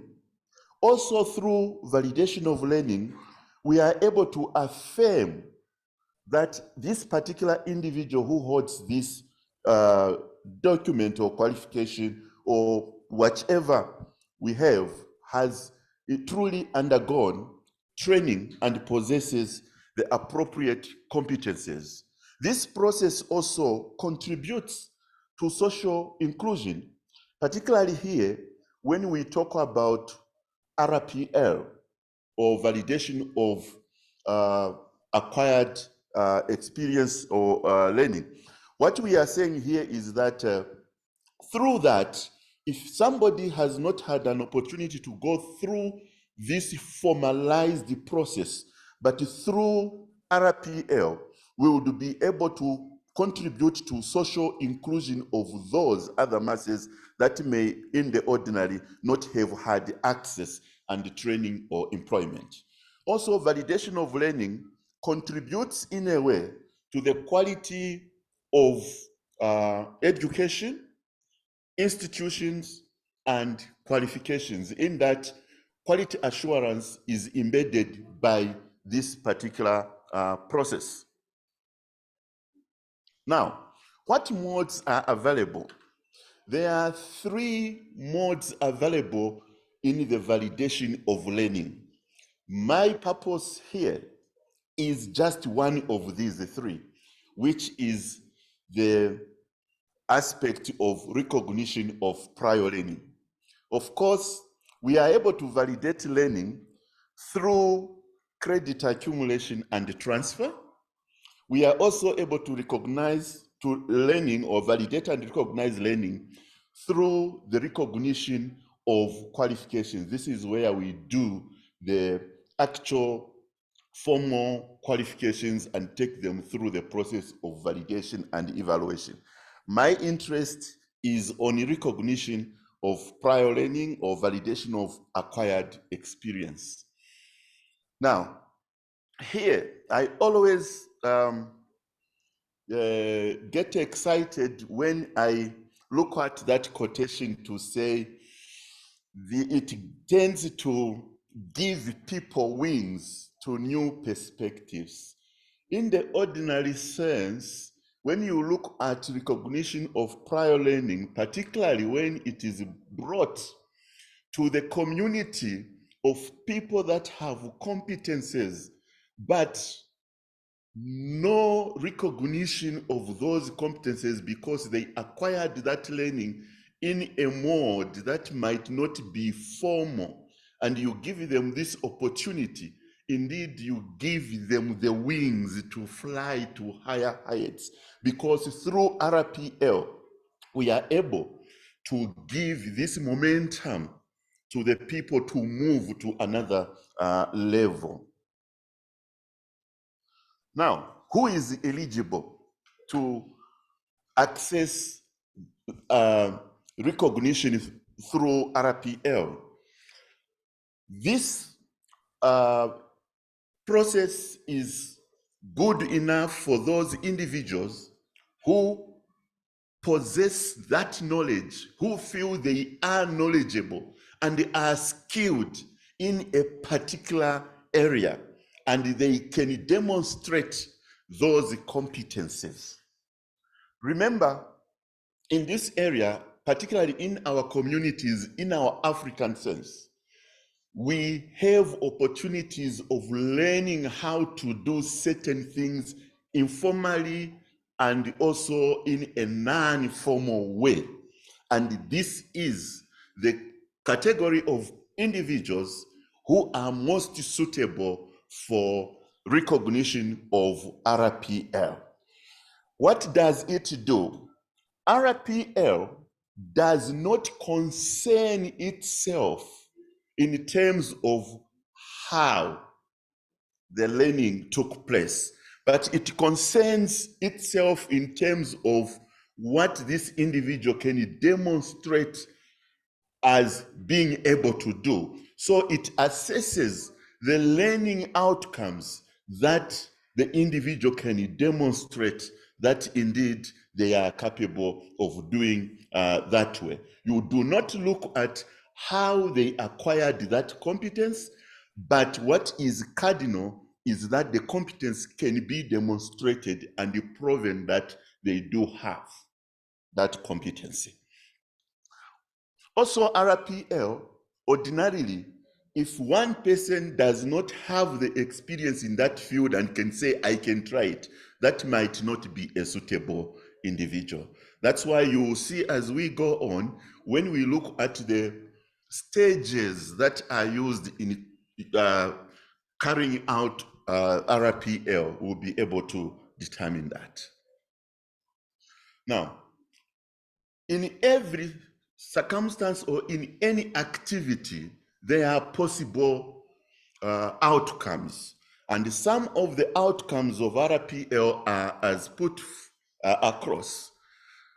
Through this process, somebody can be eligible for a full qualification, a partial qualification, or merely accumulating kind of knowledge that can be grouped as comprising a certain amount of credits, or somebody can be given exemptions, those that may want to enter a particular training session using RPL because they may have acquired competencies in the similar field, they may gain that.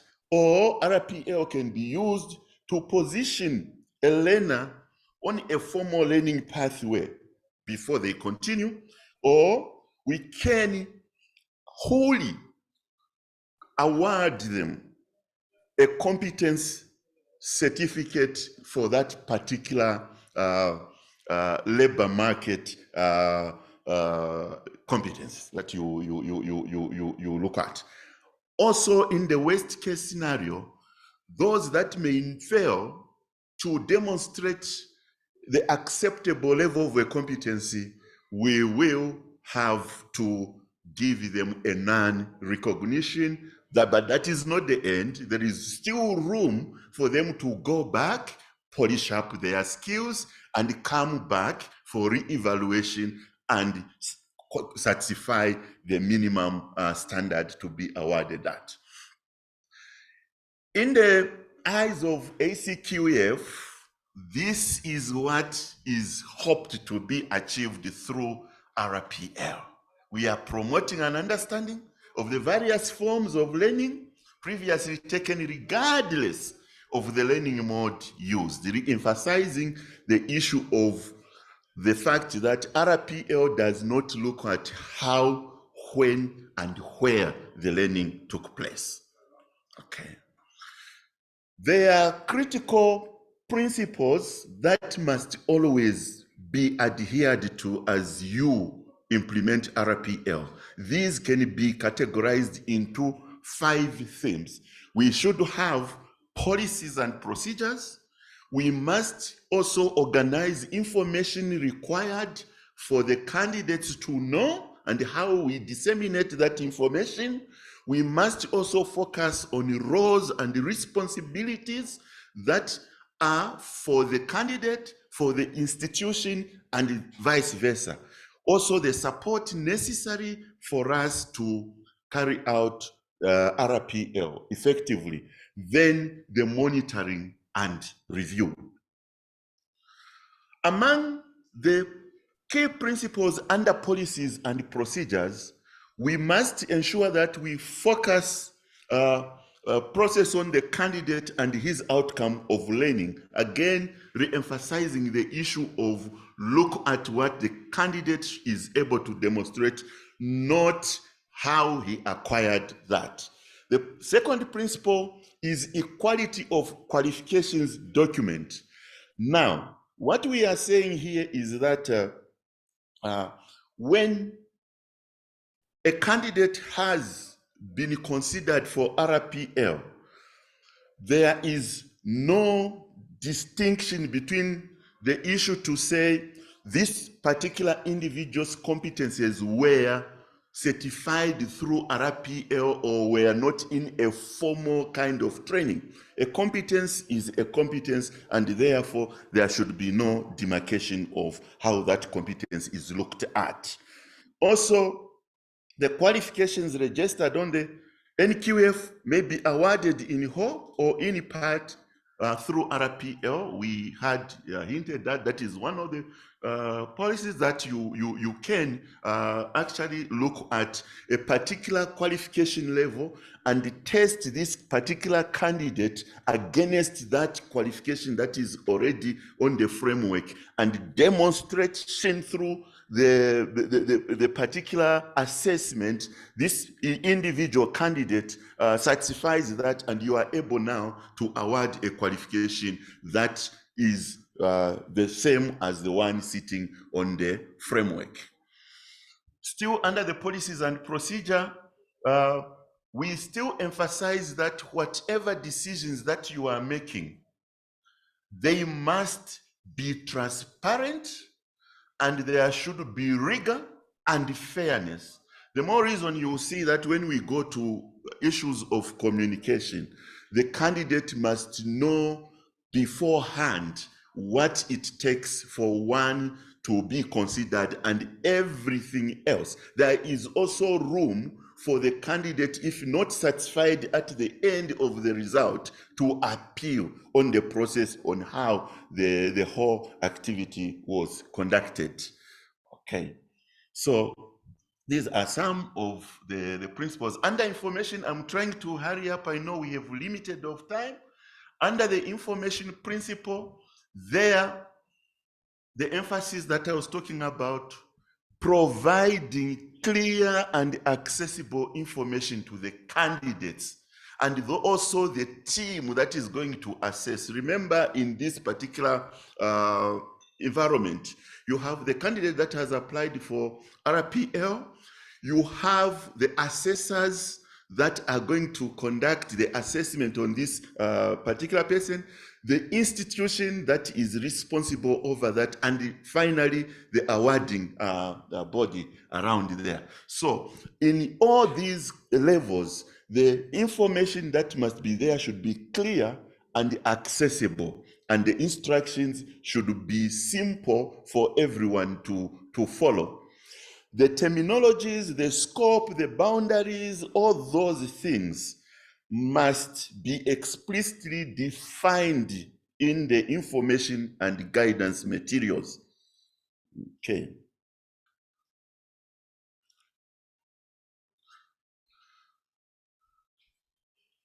Principle number 4, under the information that we give, again, the awarding entity must state the range and form of assessment that is appropriate to consider claims for recognition. Remember, under RPL, you may decide whether this candidate is going to be subjected to oral assessment combined with written assessment and then practical assessment. It's up to you to combine the processes that you may have to use to prove the competence in this particular individual. Further than that, you can still demand whether the applicant or the candidate should come along with a portfolio of evidence, written portfolio, or artifacts or any product that he may have produced to prove that he's competent in that particular area. All that can be used as part of the evidence for you to assess this particular candidate. Principle 5, we are saying criteria to be used in judging a claim should be made explicit to learners. Again, the emphasis that as the candidate is being assessed, they must know the next stage and what is expected out of that particular process. Okay. I foresee a repetition of my slides. Sorry.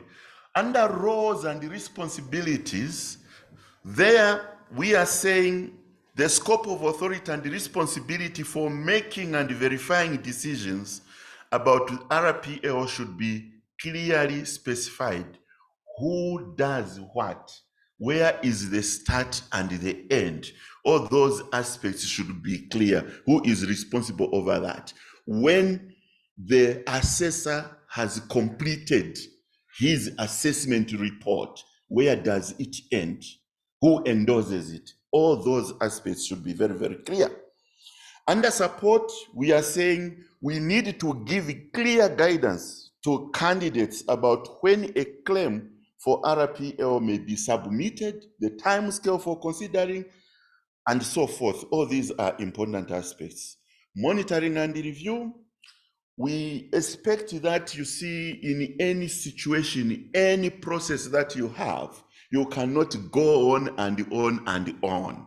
You need to look back, see where it is working well and where it is not working well. So there is always a need to put in place regular monitoring and review of the policies and procedures that you are implementing under RPL. Now, generally, there are about 4 stages that you can use in conducting RPL. The first stage is the identification stage. This is where candidates will come and you will have a chat, you will talk, you will look at what they possess, give them the kind of advice, determine whether the claim, the competences and the skill are worth presenting them for assessment and so on, and you advise them on what they need to do, all the processes, the application forms that need to be filled in, if any, and so forth, the fees, if there are fees, and so on. Once that has been done, the candidate can now come to the next stage. This is the stage where now we do documentation. The candidate brings all the support information, and then the assessing entity, the assessor, will sit to compile and put together and arrange for the activity of assessment. In this particular range, as you can see, you will have a portfolio of evidence in a variety of forms that can be, as I had already indicated. The third stage, having compiled all this information, the assessment session is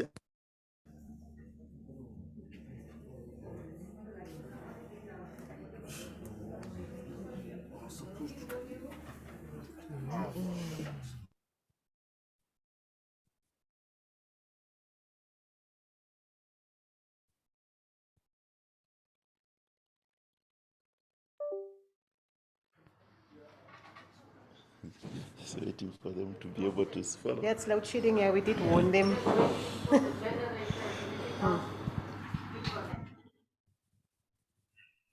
Welcome to South Africa. It's Africa. It's part of Africa.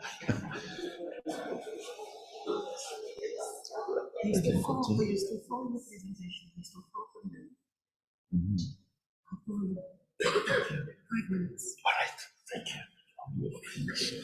Thank you.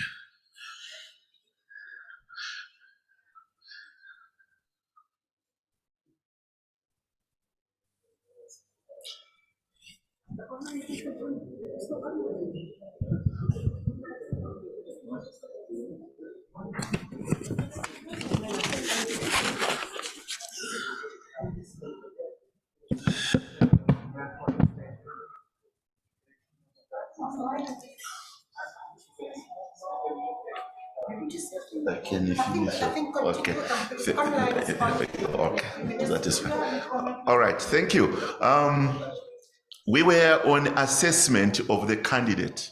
At that stage, the candidate presents himself for this assessment, and it's recommended that the assessment must use a variety of approaches. We are talking about having interviews, observations, questioning, sometimes even visiting places of work if somebody has come to indicate that they are working and doing that kind of job. You can arrange for that field visit to see the candidate performing in that role, and also request the supervisors of that individual to give you their own assessment of his performance in that particular job, and so on.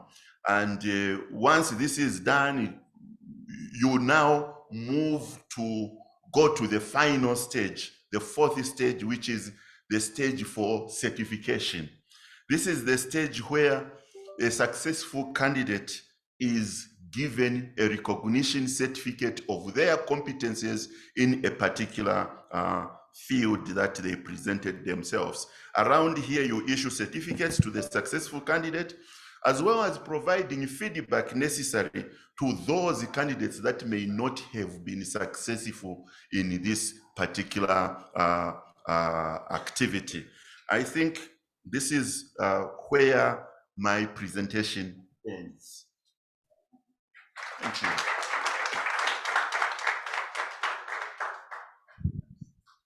Thank you very much, Fidelis. We're not going to take questions now. We're going to move immediately to Matthias Bonongo from Cameroon. You can come, Erika, you can load the presentation. And then please, can you please write your questions? There are some little discs on the table. Write your questions and then put it on the board. We will respond to everything at the end of the day. Matthias?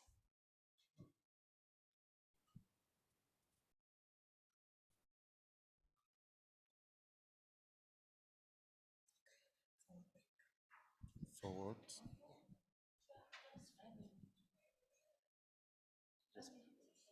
J'espère que je vais tenir. I hope I'll be able to do it. Greetings to everyone. I'm Matthias Bonongo, as presented, as introduced.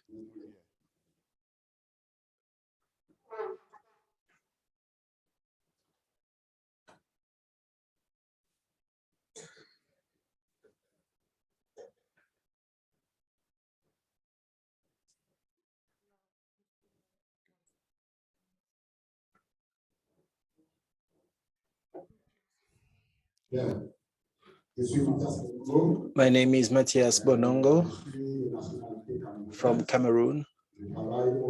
I work at the Ministry of Labor and TVET for 16 years. Over the last 2.5 years, the minister has appointed me as the head of the section in charge of programs and training for the training of trainers and the programs we are setting in place in the country. I'd like to thank Eduarda for this initiative, and following the others, I'd like to encourage her and congratulate her. I'd like to take the opportunity to greet all the colleagues who are following the training online from Cameroon. Since April 2022, during the first week of training, they've been very interested. And I'd like to say we are trying to set in place our NQF. And I'd like to greet my sister, Prof. Luamba, who's here, and we hope that we can accelerate the work for our NQF to be in place very soon. Now, I was requested by Eduarda to do some presentation on the situation in Cameroon. So then I asked myself, would it be different from the previous webinar? I think it was in March this year, when Professor Wamba did the presentation on behalf of Cameroon. Then she said, please bring in new information, and we believe we can give the main objectives of the RPL and present it based on the legal text and the trajectory by the government in Cameroon. So it's important to talk about Cameroon as a whole. As you see the map in Cameroon, it has a triangular form. So you can see it's an isosceles triangle. You have the three national colors, green, red, and yellow, and you have a star on the red band, just to say this is unity from the two parts of the country, because many people are asking themselves, how do we speak French and English in the same country? Because Cameroon was colonized by the UK and France. So the star is showing that the two parts of the country are unified. We have about 25 million inhabitants, and we have about 475,000 square kilometers. When the National Institute for Statistics had the census in 2016, we had 200,000 companies, and we also have teaching institutes at tertiary, primary, and secondary levels. So we have lots of people in the informal sector. The education system is made up of the English and French systems. We have a higher education that offers lots of trainings through 11 state universities. And we also have 54 technology and professional institutes. And we have more than 100 institutes that are recognized by the higher education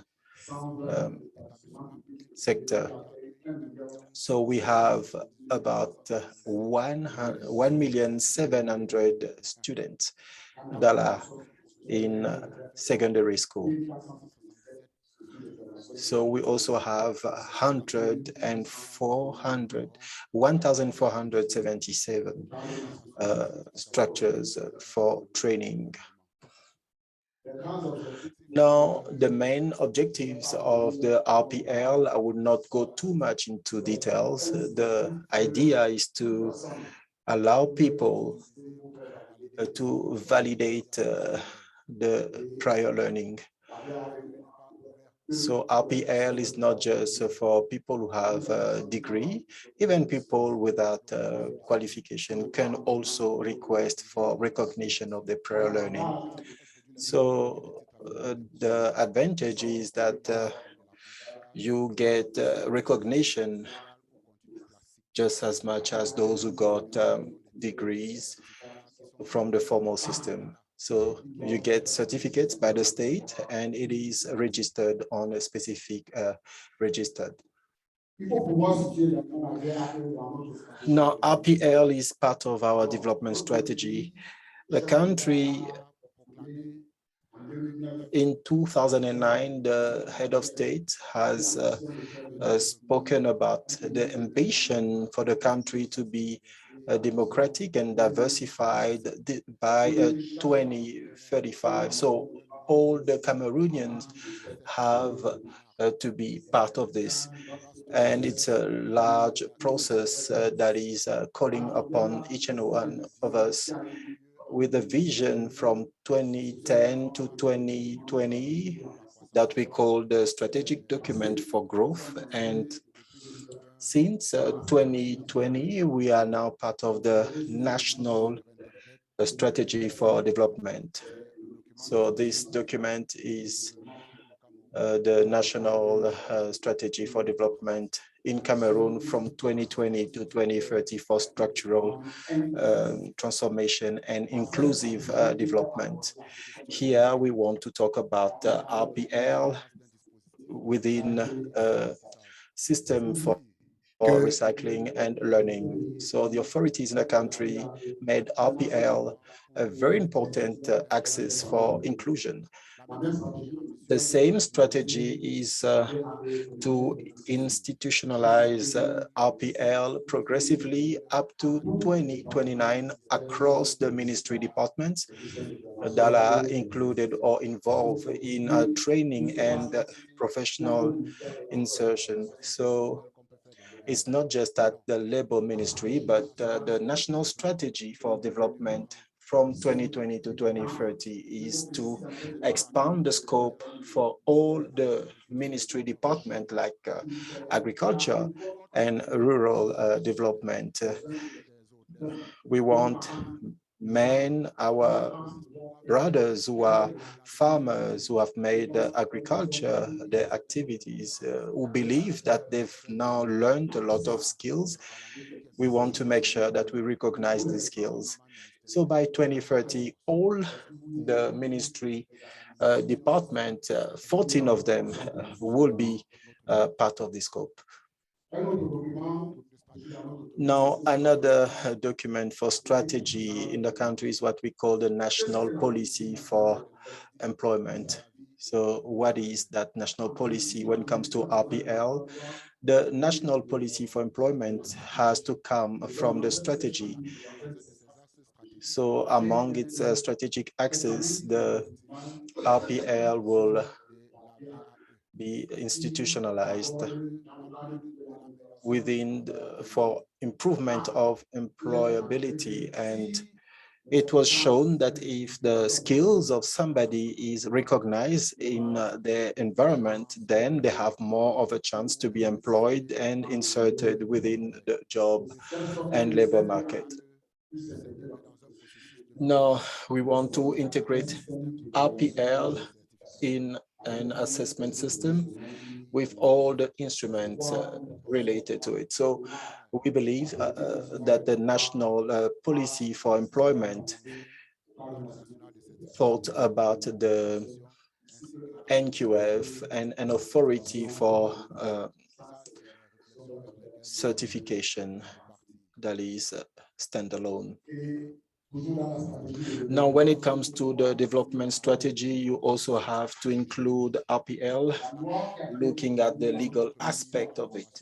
Now, the law that was tabled in 2018, Article 32, says that RPL is a right that is recognized for all people with professional skills that they've learned across during their lifetime. And we believe as long as you have competencies, you can apply to receive a certificate for it. Now, when the law was tabled, the Prime Minister in June 2020 made a decree for the application of the law. Now we're discussing things like RPL in all its aspects, its elements and mechanism for implementation.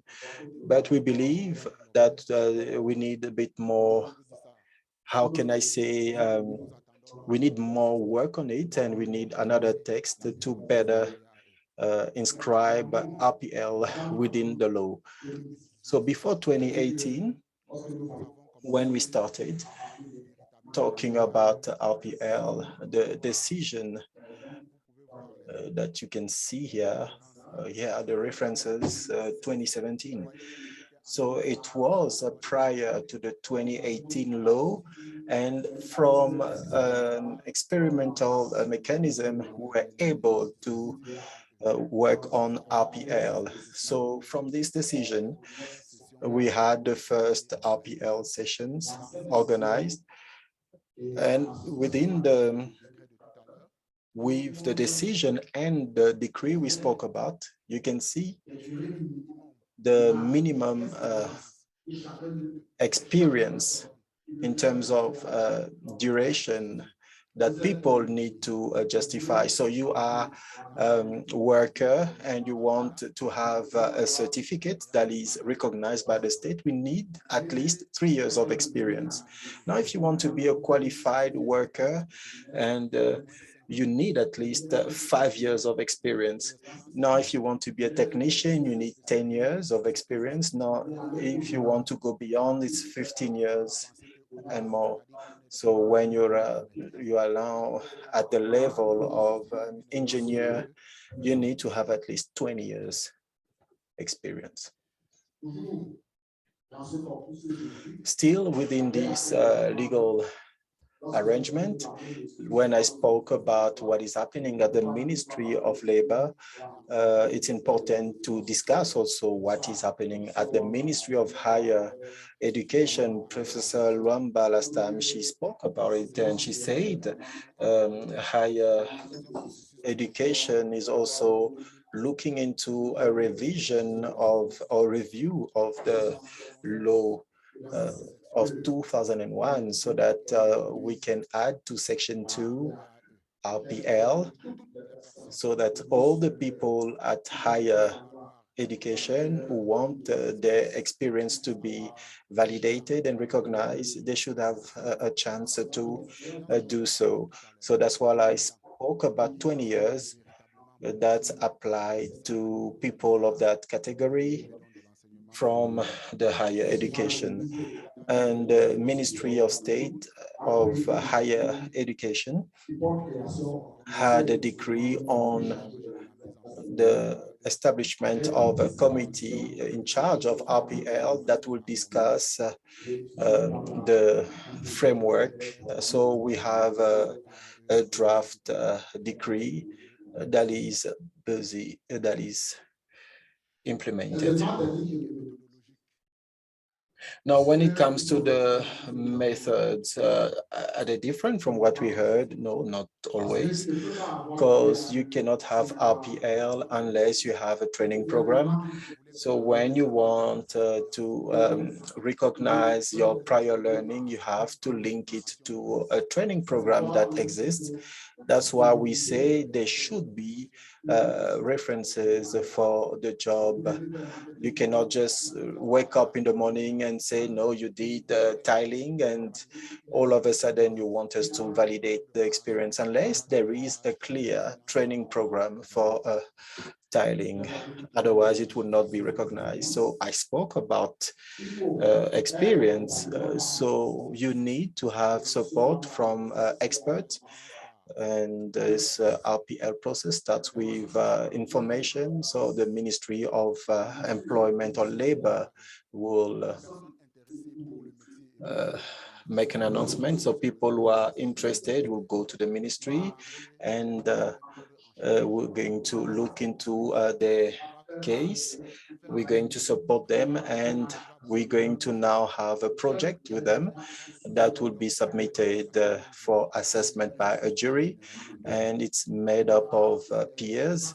So it's not just the people from the ministry, but they are there to support, but the peers are the ones to assess. Also, we need to have professional training. Of course, you have experience, but you have to show it. So that's why during the process, we have this practical aspect. So maybe you are a chef, you learned maybe how to cook from your mom and you want us to recognize that. Okay, fine. We're going to place you in an environment where you are able to cook and people have to see that you can cook, and beyond you're able to set a table. So that's why use as a technical and methodologic assessment. Now, when it comes to the level of qualification, so if there is a professional training program, when we heard a colleague yesterday from Cape Verde who spoke about the methods of the assessment for training programs. So there is always a level of qualification that is linked to that training program. So it wouldn't make sense to assess something that has no qualification level. So RPL is also done through degrees and certifications, like Eduardo was asking. The NQF that we want to set in place with discussions that we've had since 2016. So we've planned for pathways, and these pathways, we thought about the best way to exploit them. It would be through RPL. So once we use RPL to validate experience and to go from level 1 to 2, RPL will be harmonized with or aligned to the systems in the country. So everything that we said, the actions that we've undertaken in the Ministry of Labor, we have the agency of Francophonie that organize training to strengthen capacities and build skills with how to organize an application file for RPL. So we still have, still working on translating the degrees into skills, because a degree is literally, someone say has a state degree, but what is the skills linked to that degree? Now, if you have technical matriculation, so we want maybe for you to build a wall and be able to have something strong, but we want to translate the degrees into skills, so that when a candidate has a degree, we just have a list of the skills linked to the certificate they obtained. So we are busy working on a national register for all the professional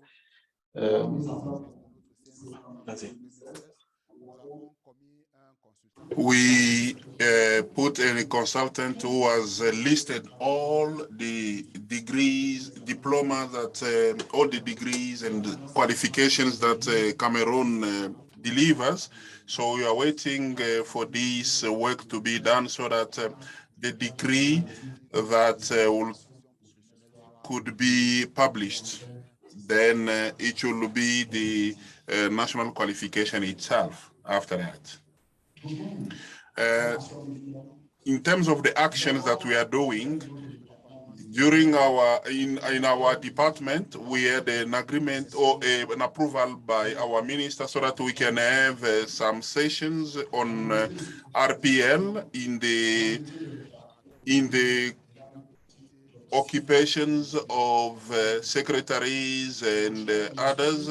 And I'm very sure that colleagues that are working on these matters are getting themselves ready, because when I was leaving Cameroon, many other people in other occupations like painters, they were asking me, when are we going to have sessions on RPL?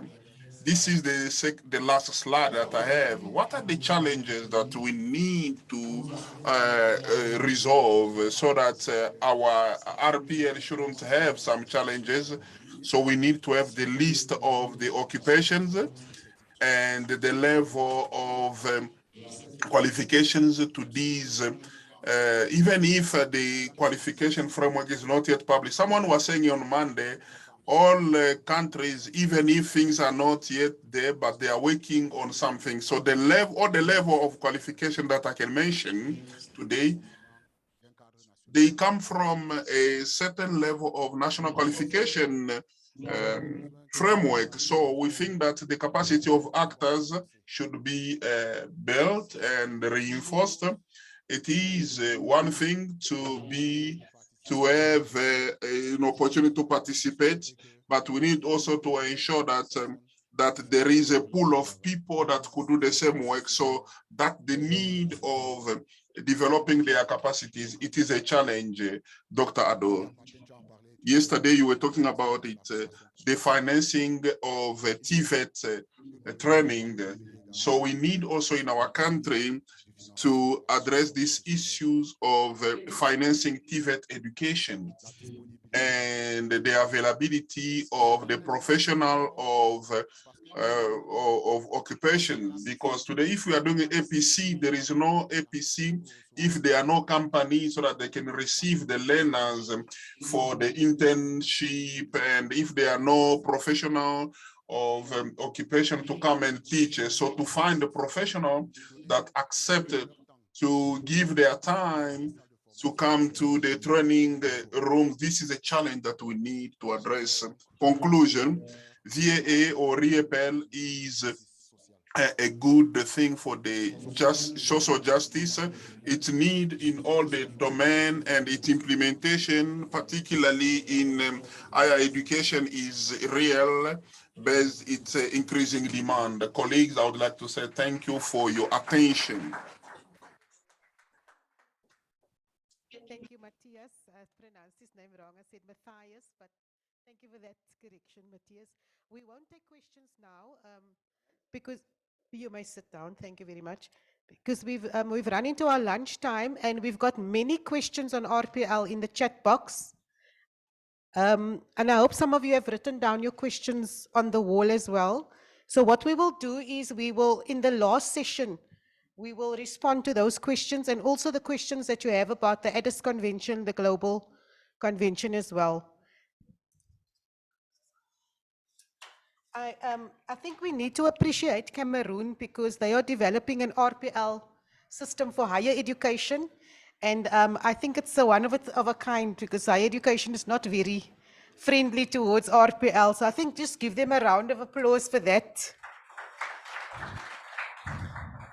I also want to remind you that the last three webinars on the ACQF was focused solely on RPL. And all those presentations and documentation, it's all available on the ACQF website. So please have a look there. There are a number of cases and about 10 African cases. So please have a look on the ACQF website. Okay, I think we've come to the end of this first session. We are only 5 minutes late, so I think if we can be back in the room, lunch is just here on the balcony, so we don't have to travel too far. So if we can be back in the room and seated at 13:25, if we can be seated at 13:25 so that we can start at 13:30 on the dot so that we can spend enough time responding to the questions that people still have. Thank you very much. Enjoy your lunch.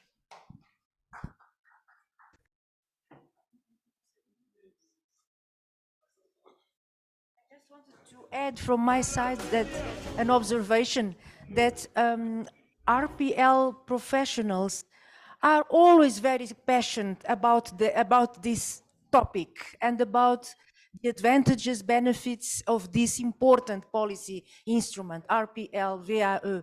So I want to congratulate Matthias. He was full of passion. Matthias, merci.